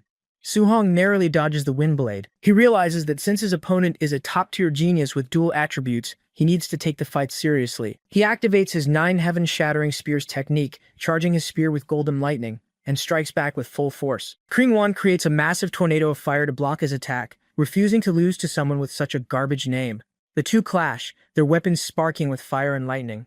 However, Suhong's raw technique overwhelms her. He breaks through her guard and strikes her with a powerful blast of lightning, winning the match. As the virtual arena fades away, Kingwon blushes in embarrassment, angrily cursing Suhong's name. She promises to track him down, defeat him, and force him to change it to something normal. Suhong wakes up in his virtual pod, satisfied after the exhilarating fight. He checks his points bracelet and notices a friend request from a user named Qinghwan. He accepts it and asks who she is. Kingwon replies that they just fought, and introduces herself as the beautiful girl from the match. Suhong immediately assumes she is a scammer trying to hit on him for money. He replies that seduction won't work because he is broke, and then instantly blocks her. In her own villa, Kingwon reads the blocked message and screams in frustration, calling him a jerk. Suhong climbs out of his pod, glad he didn't fall for the obvious scam. Feeling hungry, he decides to head out and try the school's cafeteria food. He steps out of his villa's front gate, only to find a massive crowd of angry freshmen waiting for him. The students instantly start shouting, demanding he fight them for the rights to his luxury dorm. Suhong just sighs, his stomach grumbling. Suhong tells the crowd to attack him all at once because he's in a hurry. The students are surprised by his confidence and ask if anyone knows who he is. Since he is from another province, nobody recognizes him. Thinking Suhong is just a nobody trying to bluff, a student named Wang Tang steps up to challenge him. He powers up with red energy and throws a heavy punch. Suhong effortlessly catches the fist with one hand, completely stopping the attack. He then throws a quick counterpunch straight into Wang Tang's face. The impact sends Wang Tang flying backward, and he crashes into the ground, knocked out cold. The rest of the crowd is shocked, noting that Wang Tang is a Tier 3 martial artist and just got taken out in a single hit. Suhong cracks his knuckles and asks who wants to go next. Seeing how easily he won, the terrified students immediately step back and run away. Suhong tells the fleeing students they can't run. He activates his weapon condensation art, forming massive glowing blue tentacles of psychic energy. The tentacles shoot forward, wrapping around the retreating freshmen and dragging them back. Realizing Suhong is actually a psychic, the students immediately start screaming and begging for mercy. Suhong ignores their pleas. He leaps into the air and unleashes a rapid barrage of heavy punches. The devastating blows knock out the entire group of Tier 3 prodigies in seconds.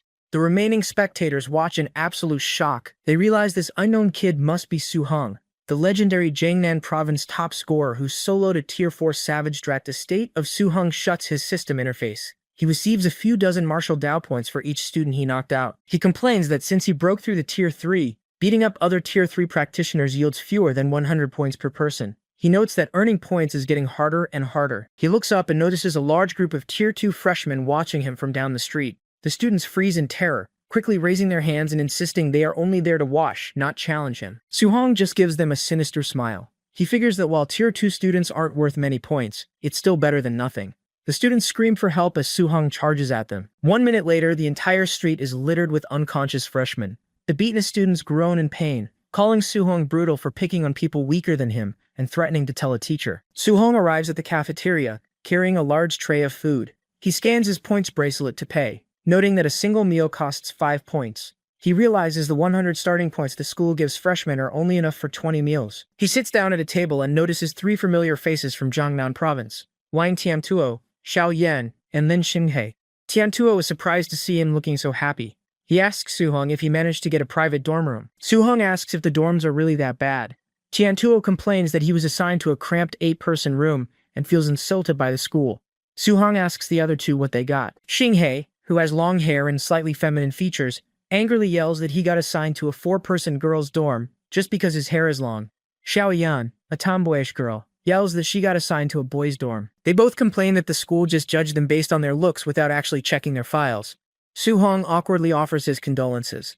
They ask him again what dorm he got. Suhong tries to avoid the question, saying they should just eat, but they press him for an answer, assuming he probably just got a studio apartment. Suhong finally admits he got his own private luxury villa. The three of them instantly freeze, staring at him in complete silence. Knowing they are definitely jealous, Suhong quickly excuses himself and hurries out of the cafeteria. Back at his villa, Suhong climbs into his virtual pod and logs back into the ranked matches. He fights match after match, using the equalized stats to temper his spearmanship and movement techniques. He only stops when his mental power is completely drained. He checks his profile and sees he reached Bronze 4-star. Lying in bed, Suhong realizes that even with his overpowered Tier 3 psychic mental strength, he could only handle 8 matches in a row before exhausting himself. He figures normal students probably have to rest for a long time after just 1 or 2 simulated battles. He falls asleep, preparing for whatever challenges Modu University will throw at him next. Suhong sleeps soundly, knowing his high mental power will let him progress faster than everyone else. Suddenly, a loud announcement blares across the campus, waking him up. All freshmen are ordered to assemble at Field 13 within 10 minutes. Anyone late will lose 10 points for every minute they delay. Suhong grabs his spear and rushes out of his villa. He complains that the penalty is brutal, since he barely earned 20 points from all his hard work in the virtual arena. As he runs down the street, a voice suddenly calls out his embarrassing virtual username. Suhong freezes in shock, wondering how someone figured out his real-world identity so fast. He turns around and sees a girl with glasses and a black skirt. It's Qinghwan, his opponent from the ladder match. She angrily demands to know why he rejected her friend request and blocked her. Suhong recognizes her as the girl he thought was trying to scam him online. He groans internally, annoyed that she actually managed to track him down in real life. Suhong tries to play dumb, asking if she mistook him for someone else. Hanwon easily calls his bluff. She points out that he uses a spear, fought 8 virtual battles in a row, and clearly has at least rank 3 mental power. Since most psychics use flying daggers or small hidden weapons, a psychic wielding a heavy spear makes his identity incredibly obvious. She introduces her real name as Gu Wanhuan, and politely asks to be friends. Suddenly, Wanhuan's younger sister pops up from behind her. She is completely shocked that her sister is taking the initiative to add a guy when she previously rejected over 100 friend requests. Wanting to see what is so special about him, the younger sister leaps forward and attacks. She unleashes a flurry of fast kicks, but Suhong effortlessly blocks every single strike with his freed hand. She teases him mid-fight, asking if he wants to compete to be her sister's boyfriend. Huan sighs and tells Suhong he has permission to fight back, warning him that her sister won't listen to reason unless she gets beaten up first. Taking her at her word, Suhong agrees. He immediately counters with a fast, heavy thrust of his spear shaft, striking the younger sister directly in the stomach and sending her sliding far across the pavement. She regains her balance next to Huan, sweating, and admits that his strength is actually terrifying. Huan calmly agrees, having already experienced it firsthand. The younger sister asks Suhong how much force he used in his attack. When he tells her it was only 30%, she shows him her bruised arm and asks if he is even human. Despite the hit, she steps forward and asks to add him as a friend. Suhong figures friends are made through fighting and agrees, thinking she seems straightforward enough. The system confirms the friend request for both sisters. Seeing his username, the younger sister immediately calls him a pervert. Han just tells her sister not to judge other people's preferences. Deeply embarrassed, Suhong tries to explain that the name was just an accident and regrets picking something so weird. Suhong arrives at the sports field. A massive crowd of freshmen has already gathered. He immediately runs into his friend Tian Tuo, who tells his roommates about Suhong. The roommates recognize Suhong from the news and excitedly beg for autographs. Suhong asks where the other 2 friends are. Tian Tuo points out that the tomboyish Asho Yan is running away from a mob of thirsty guys in her boys' dorm. Meanwhile, the long-haired Xing He is getting violently beaten up by the girls in his dorm, who think he's a pervert trying to sneak in. Suhong awkwardly ignores the chaos, calling it brutal. Suddenly, a massive wave of oppressive aura sweeps over the field, silencing the entire crowd. Principal Li Chenggao steps out onto a raised platform. He announces that he gathered everyone here so they could get to know each other through their strength. He orders everyone to release their blood auras, declaring that the last person standing will win a reward of 50 points. The students immediately power up. Tang Gaiyun, a high-stage Tier 3 martial artist, flares his aura, proudly declaring that the points are his. Right beside him, another high-stage Tier 3 prodigy named Fan Hai powers up and challenges him. Across the field, Hanwaran and her sister unleash their own massive red auras, revealing that they are also high-stage Tier 3. Suhong looks around and notices dozens of other high-stage Tier 3 martial artists powering up. He is surprised, noting that in his province, he was the only one at that level. Yet here, geniuses from other provinces are everywhere. Tiantuo is struggling to stand under the pressure. He looks at Su Hong, completely baffled that he is withstanding the combined auras of so many prodigies without even releasing his own. Su Hong realizes he forgot and decides he might as well join in. A nearby prodigy sneers at Su Hong, telling him to back off because he is about to get serious. The prodigy unleashes his own aura, trying to crush Su Hong. However, Su Hong just smirks and finally releases his blood aura. A massive wave of dark red energy erupts from his body, violently pushing outward. The force is so strong it instantly knocks the cocky prodigy to his knees, making him cough up blood. The surrounding students panic and run away, unable to breathe under the overwhelming pressure. They realize Su Hong's aura feels significantly stronger than all the other high-stage Tier 3 prodigies. The other top students recognize him as the guy who killed the savage dragon, and decide they want to test if the rumors are true. Jealous that a low-stage Tier 3 student got assigned to Villa 001, the prodigies decide to team up against him. They combine their blood auras, merging them into a massive glowing red dragon of pure energy. The energy dragon roars and charges directly at Su Hong. The massive red dragon made of combined blood aura dives straight at Su Hong. Despite the overwhelming pressure, Su Hong stands his ground. He scoffs, telling the dozen high-stage Tier 3 prodigies that their combined signatures are nothing special. He stomps his foot, bracing himself, and reaches his hand out. Channeling his own dark red aura, he commands the energy dragon to shatter. A brilliant flash of golden light erupts from his hand, tearing through the red dragon and completely dispersing the combined attack. The shockwave sweeps across the field, leaving the other prodigies stunned. Su Hong lowers his hand and casually asks if it is over already. The prodigies are in complete disbelief. They can't understand how a single low-stage Tier 3 student managed to tank a combined attack from over a dozen high-stage fighters head-on. They finally realize why he was assigned to Villa 001, and admit that he is an absolute monster. Even Han Van is surprised, realizing Su Hong is even stronger than she originally thought. Su Hong glares at the remaining prodigies. He tells them he will remember that they all targeted him today, warning them they better not cross paths with him in the future or he will beat them up without mercy. Han Han and her sister quickly raise their hands, insisting they didn't join the combined attack. Su Hong laughs and agrees they don't count. The other prodigies grumble in frustration. They wanted to make a name for themselves today, but only ended up making Su Hong look better. However, they refuse to give up. The muscle-bound Fan Hai decides that since he has the Strength King physique, he will just beat Su Hong in close combat later. Tang Gai Yun also vows to surpass him, confident that his psychic abilities will give him the edge in real combat. Nearby, Su Hong's friends from Jiangnan province watch in awe. While the other students are terrified, Xinghe proudly brags to the crowd that Su Hong is their top scorer. Up on the platform, Principal Wei smiles. He notes that Su Hong definitely knows how to make a scene, but admits he likes young people who are arrogant enough to back it up. Li announces that the orientation is over. Instead of rewarding just one person, he decides to give 50 points to every student who managed to stay standing through the pressure. He encourages the students who didn't get the reward to train hard, reminding them they can earn part and virtual ladder matches. Principal Li continues his speech announcing the rules for the dorms. He reveals that the school only has 10 luxury villas, 100 townhouses, and 1,000 single dorms available. Tiantuo and Xiaoyan are excited to hear that these specific rooms come equipped with free virtual pods, saving the occupants hundreds of points every month. Li smiles wickedly and tells the crowd that anyone dissatisfied with their current living conditions can challenge the current occupants for their dorm. Furthermore, he adds a special rule. If any group of students manages to team up and defeat one of the dozen top prodigies standing in the center of the field, every member of that group will instantly earn a single dorm room. The promise of free virtual pods and private rooms completely energizes the crowd of thousands of freshmen. Knowing they have the numbers advantage, the students scream and charge directly at the top prodigies. Seeing the massive horde rushing toward them, the prodigies panic. Fan Hai suggests they team up to fight off the crowd. Huan Wan and her sister agree, stepping back into a defensive formation. They ask Su Hong if he wants to join their team. Su Hong smirks and cracks his knuckles.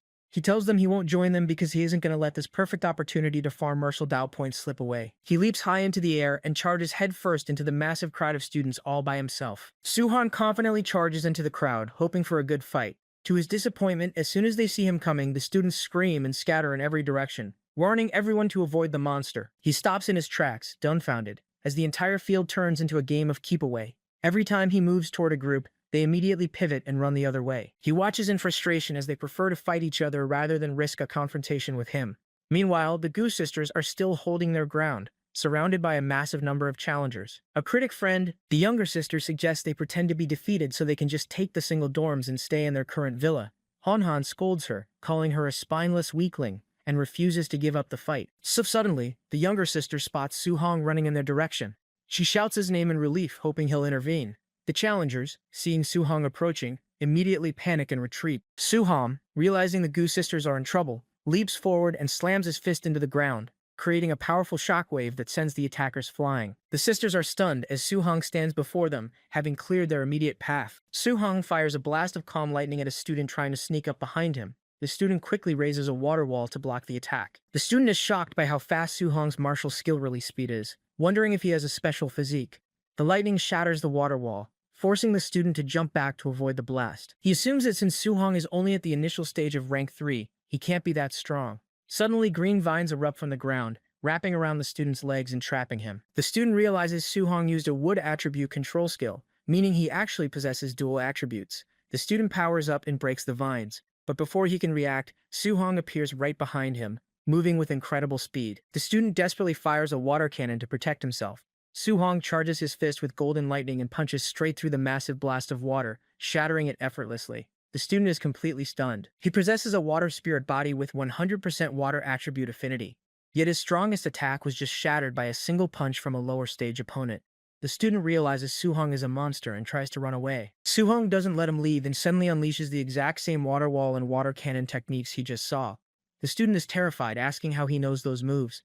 Su-hong casually replies that he just learned them from him. Before the guy can process the shock, Su-hong closes in and strikes him down with a heavy, lightning-infused palm. The impact creates a massive pillar of energy that can be seen across the field. Up in his office, Principal Lee watches the combat footage on his phone. He is blown away that Su-hong mastered 2 A-rank martial skills in less than a minute just by watching his opponent. He realizes Su-hong's talent is even higher than his official records suggest. Lee gets into a heated group chat with other instructors who are trying to claim Su-hong as their disciple. He tells them Su-hong belongs to him and threatens to beat them up if they don't back off. Down on the field, the defeated student lies on the ground, muttering that Su-hong isn't human. Su-hong checks his system and sees he earned 149 martial value points from that single fight. He's happy with the payout and looks around the chaotic field for more high-stage rank 3 targets. He spots Fanhai, the blue-haired prodigy, who is busy fighting off other freshmen. Fanhai is sweating, realizing that a high-stage martial artist couldn't even escape from Su-hong. Su-hong doesn't give him time to worry. He powers up his red aura and charges directly at Fanhai, shouting for him to spar. Fanhai panics, seeing the monster coming straight for him. Fanhai sees Su-hong coming and realizes he can't run away. He looks for help and spots Tang Gaiyun, the other high-stage rank 3 prodigy. Even though teaming up feels embarrassing for 2 top-tier geniuses, they agree that Su-hong is too dangerous to face alone. Su-hong notices them and calls Tang Gaiyun a shorty, telling him not to even think about running. The insult works, and an enraged Tang Gaiyun agrees to team up. They charge at Su-hong together, using what they call their usual tactic. Su-hong isn't impressed and simply tells them to scatter. He leaps into the air as they rush in, causing their combined attack to miss completely. While still in the air, Su-hong delivers a powerful kick that sends Fanhai crashing into the ground. Tang Gaiyun doesn't back down, and unleashes his Thunder Roar technique, sending bolts of blue lightning towards Su-hong. Su-hong counters instantly with his own palm lightning. The 2 massive elemental attacks collide head-on, creating a huge explosion of golden and blue sparks that cracks the pavement. Su-hong doesn't pause, immediately using his speed to reposition for the next strike. Su-hong is surprised to realize Tang Gaiyun is a spirit reader. Tang Gaiyun laughs, saying Su-hong realized it too late. He tries to use his mental energy to overwhelm him, telling Su-hong that knowing your enemy is the key to victory. But Su-hong's eyes suddenly flash with bright blue light. Tang Gaiyun is stunned to discover Su-hong is also a spirit reader. Su-hong mocks him, asking who is the one talking about knowing their enemy. He charges up his fist with a cold blue aura and unleashes the dark bone-chilling fist. The trip-away battle between the top prodigies becomes even more intense, with explosions of energy tearing up the ground. Watching from the side while standing on a pile of defeated students, the younger Du sister asks who will win this fight. Hornwon doesn't hesitate, saying it's definitely going to be Su-hong. Su-hong pushes past his limits and lands a massive strike that sends both of his high-tier opponents flying. Su-hong's powerful strike sends Fanhai and Tang Gaiyun crashing into the ground. Tang Gaiyun uses his telekinesis to stop his fall, floating just above the grass. Su-hong stands tall, wiping a small drop of blood from his fist. He casually commends them for actually managing to make him bleed, calling them pretty strong. Fanhai is furious. He yells that their full-power joint attack only managed to cause a few drops of blood, yet Su-hong calls them pretty strong. He wonders what Su-hong considers super strong. Regardless, Fanhai powers up his red aura again, and tells Tang Gaiyun they need to keep working together to take him down. Before Fanhai can even finish his sentence, Su-hong flashes right in front of him. Using his telekinetic bind, Su-hong completely immobilizes the muscle-bound fighter. He charges up his palm lightning and blasts Fanhai with a point-blank burst of golden energy, knocking him completely out of the fight. Tang Gaiyun is horrified by how fast his partner was defeated. Su-hong immediately turns his attention to him, dashing forward with a heavy punch.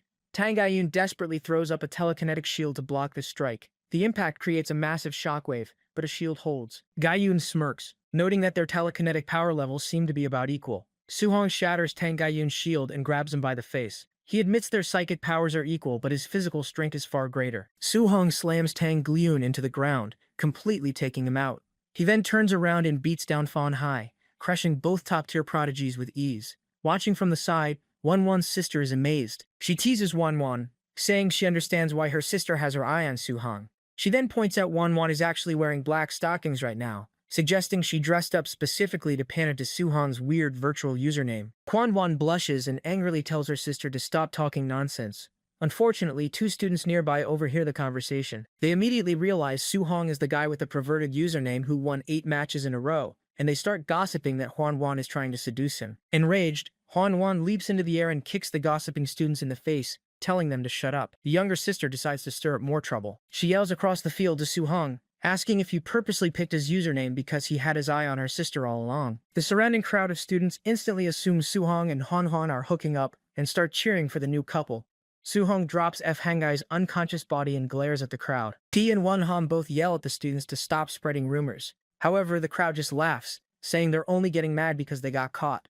Completely embarrassed and frustrated, Su-hong and Wanhan both power up their red arrays. They charge into the massive crowd of students, violently beating up everyone who called them a couple. The students scream for help as they get thrown through the air, joking that the young couple has a fierce temper. Watching the chaos from a safe distance, the younger sister playfully knocks on her head and admits she might have messed something up. Su-hong and Wanhan chase down the younger sister, Lele, and beat her up. A few minutes later, Su-hong holds a bruised Lele up by the scruff of her neck. He forces her to explain to the battered crowd of students that she was just talking nonsense, and that there is absolutely nothing going on between him and Longhan. The students nod along, but their expressions make it clear they don't believe a word of it. They mutter that an explanation is just a cover-up, which means the rumors must be true. Frustrated, Su-hong draws Lele. He looks at Huan and asks if they should just use that move. She nods in agreement. They both power up their red auras again and charge back into the crowd, brutally beating everyone up until they stop spreading rumors entirely. A few hours later, inside his office, Principal Lee is doing handstand push-ups. His assistant reads a report about the chaos on the field. Because Su-hong and Wanhan went on a massive rampage, they ended up inadvertently defeating almost everyone who had claimed a dorm room. The report states that they seized control of all the top 10 luxury villas, over 80 townhouses, and 300 single rooms. Principal Lee laughs, thinking it's a good lesson for the pampered students to sleep outside in tents for a night. But his assistant corrects him, explaining that Su-hong didn't make them sleep outside. Instead, he rented all the seized rooms back to the students at ridiculously high prices. The rumor is that he made over 10 million points in a single night. Lee stops his push-ups, stunned. He bursts out laughing, declaring that he likes Su-hong's business mind even more now. Principal Lee asks what the Gu sisters are doing. The assistant nervously reports that Horn hung Lele up like a mummy outside Su-hong's villa as punishment for starting the rumors. Additionally, Huan challenged Su-hong to an official duel. Lee strokes his beard, acknowledging that Huan is actually a strong fighter, but Su-hong is just too much of a monster. He asks his assistant how long the girl could last if both sides went all out. The assistant mentions their previous virtual match, where they seemed evenly matched for the first 10 moves before Su-hong won. Lee laughs, asking if the assistant really thinks Su-hong went all out during that simulated fight. The assistant is shocked, wondering how it's possible Su-hong still hasn't used his full strength yet. Lee reveals that he privately asked Hanwon to challenge Su-hong in the real world, specifically so he could finally see Su-hong's true power. Outside Villa 001, a massive crowd of battered students gathers to watch the duel between the number 1 and number 2 prodigies. Lele, still hanging from the roof, cheers her sister on. Wanwan draws her sword, telling Su-hong she knows he is stronger, but she wants to see exactly how big the gap between them really is. She promises to go all out and asks him to do the same. She activates a powerful ice attribute technique, covering the ground in sharp spikes of ice as she charges forward. Su-hong smiles, agreeing to satisfy her request. He readies his spear, charging it with golden lightning and fire, and jokes that there are plenty of people willing to pay top dollar to rent her Villa 002 once he beats her and takes it. Su-hong charges forward, thrusting his spear straight at Han-won. She blocks the attack with her sword, but the impact shatters her blade of ice. A massive explosion of golden lightning completely surrounds her. Han-won struggles to hold her ground, shocked that his strength in the real world is far greater than during their virtual battle. She realizes that since they are both high-stage Tier 3 martial artists now, his raw power shouldn't be so overwhelming. Su-hong uses his flying swan movement technique, instantly appearing right behind her. Han Han barely manages to block his downward strike. The heavy impact forces her to slide back, leaving a trail of shattered ice. She admits that his physical strength is absurd, finally understanding why Tang Gaiyun couldn't beat him despite having the Strength King physique. She recalls intel her family gathered on Su Hong, stating he possessed a rare physique called the Overlord Body. She realizes the Overlord Body must rank among the top 3 strength-type special physiques in existence. Knowing she can't win in a contest of pure power, Han Han decides to rely on her speed and technique. She activates her movement skill, Ocean Tread, and dashes out of his reach. Su Hong launches into his signature technique, the 9 sky-breaking spears. Han Han is stunned that he not only knows this elite A-rank style, but can also cast it continuously. She realizes his lightning spiritual energy is far deeper than any high-ranked Tier 3 practitioner she has ever seen. The gap between them is simply too wide to bridge. As Su Hong brings his spear down for a final crushing blow, Han Han screams for him to stop. At the very last second, Su Hong pulls back his lightning energy. However, his sheer physical speed and the momentum of the Overlord Body are so intense that they create a terrifying whirlwind. The resulting shockwave is massive, completely obliterating Su Hong's luxury villa in a giant explosion of dust and debris. Lele, who is still tied up nearby, gets caught in the blast and sent flying through the air. The spectators are paralyzed with fear, finally witnessing the true strength of a man who can solo a Tier 4 dragon.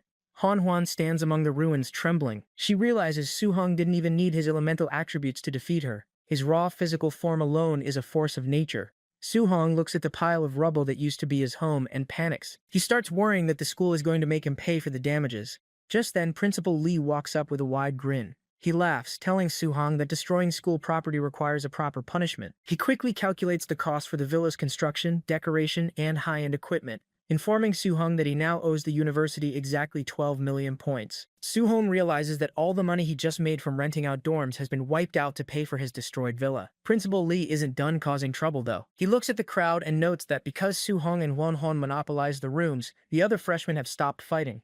To force them back into action, Lee announces that anyone who rented a room from Su Hong will lose 50 points. The students are furious at the unreasonable rule, but Lee then offers them a huge incentive.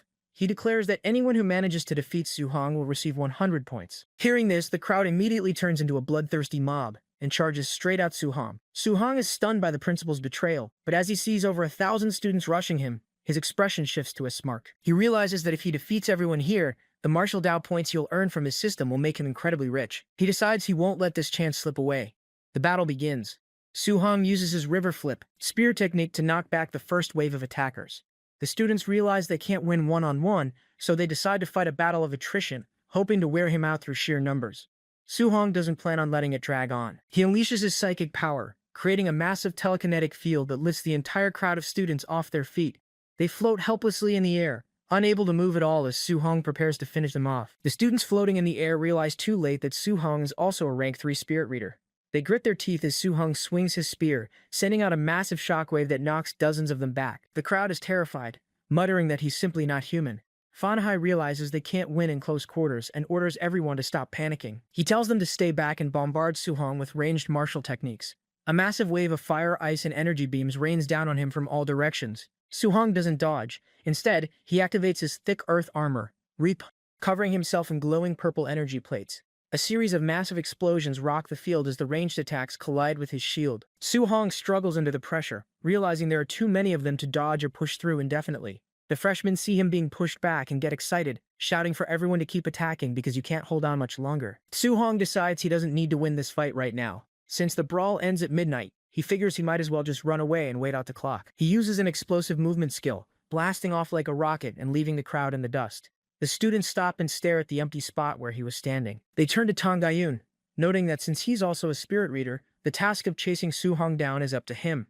Tang Gaiyun yells back in a panic, asking if they're crazy. He knows that going after Su Hong alone is just asking to get slaughtered. The students search the entire campus for Su Hong but can't find him anywhere. Floating above the buildings, Tang Gaiyun furiously complains that he has no idea where Su Hong went. Meanwhile, Su Hong is safely hiding back in his own villa. He laughs, knowing they'll never think to look for him right under their noses. At exactly midnight, a notification pops up on everyone's bracelet, announcing the dorm scramble has ended and telling students to return to their assigned rooms to rest. The homeless freshmen scream in frustration, asking where they are supposed to sleep since Su Hong kept all the rooms. A second notification pops up, stating that the weaker freshmen, who failed to secure a dorm, can sleep in tents out in the woods. Reading the message, Fan Hai screams into the night, cursing that he is the top prodigy of his entire province, yet he has to sleep in the dirt. Back in his villa, Su-hong checks his system.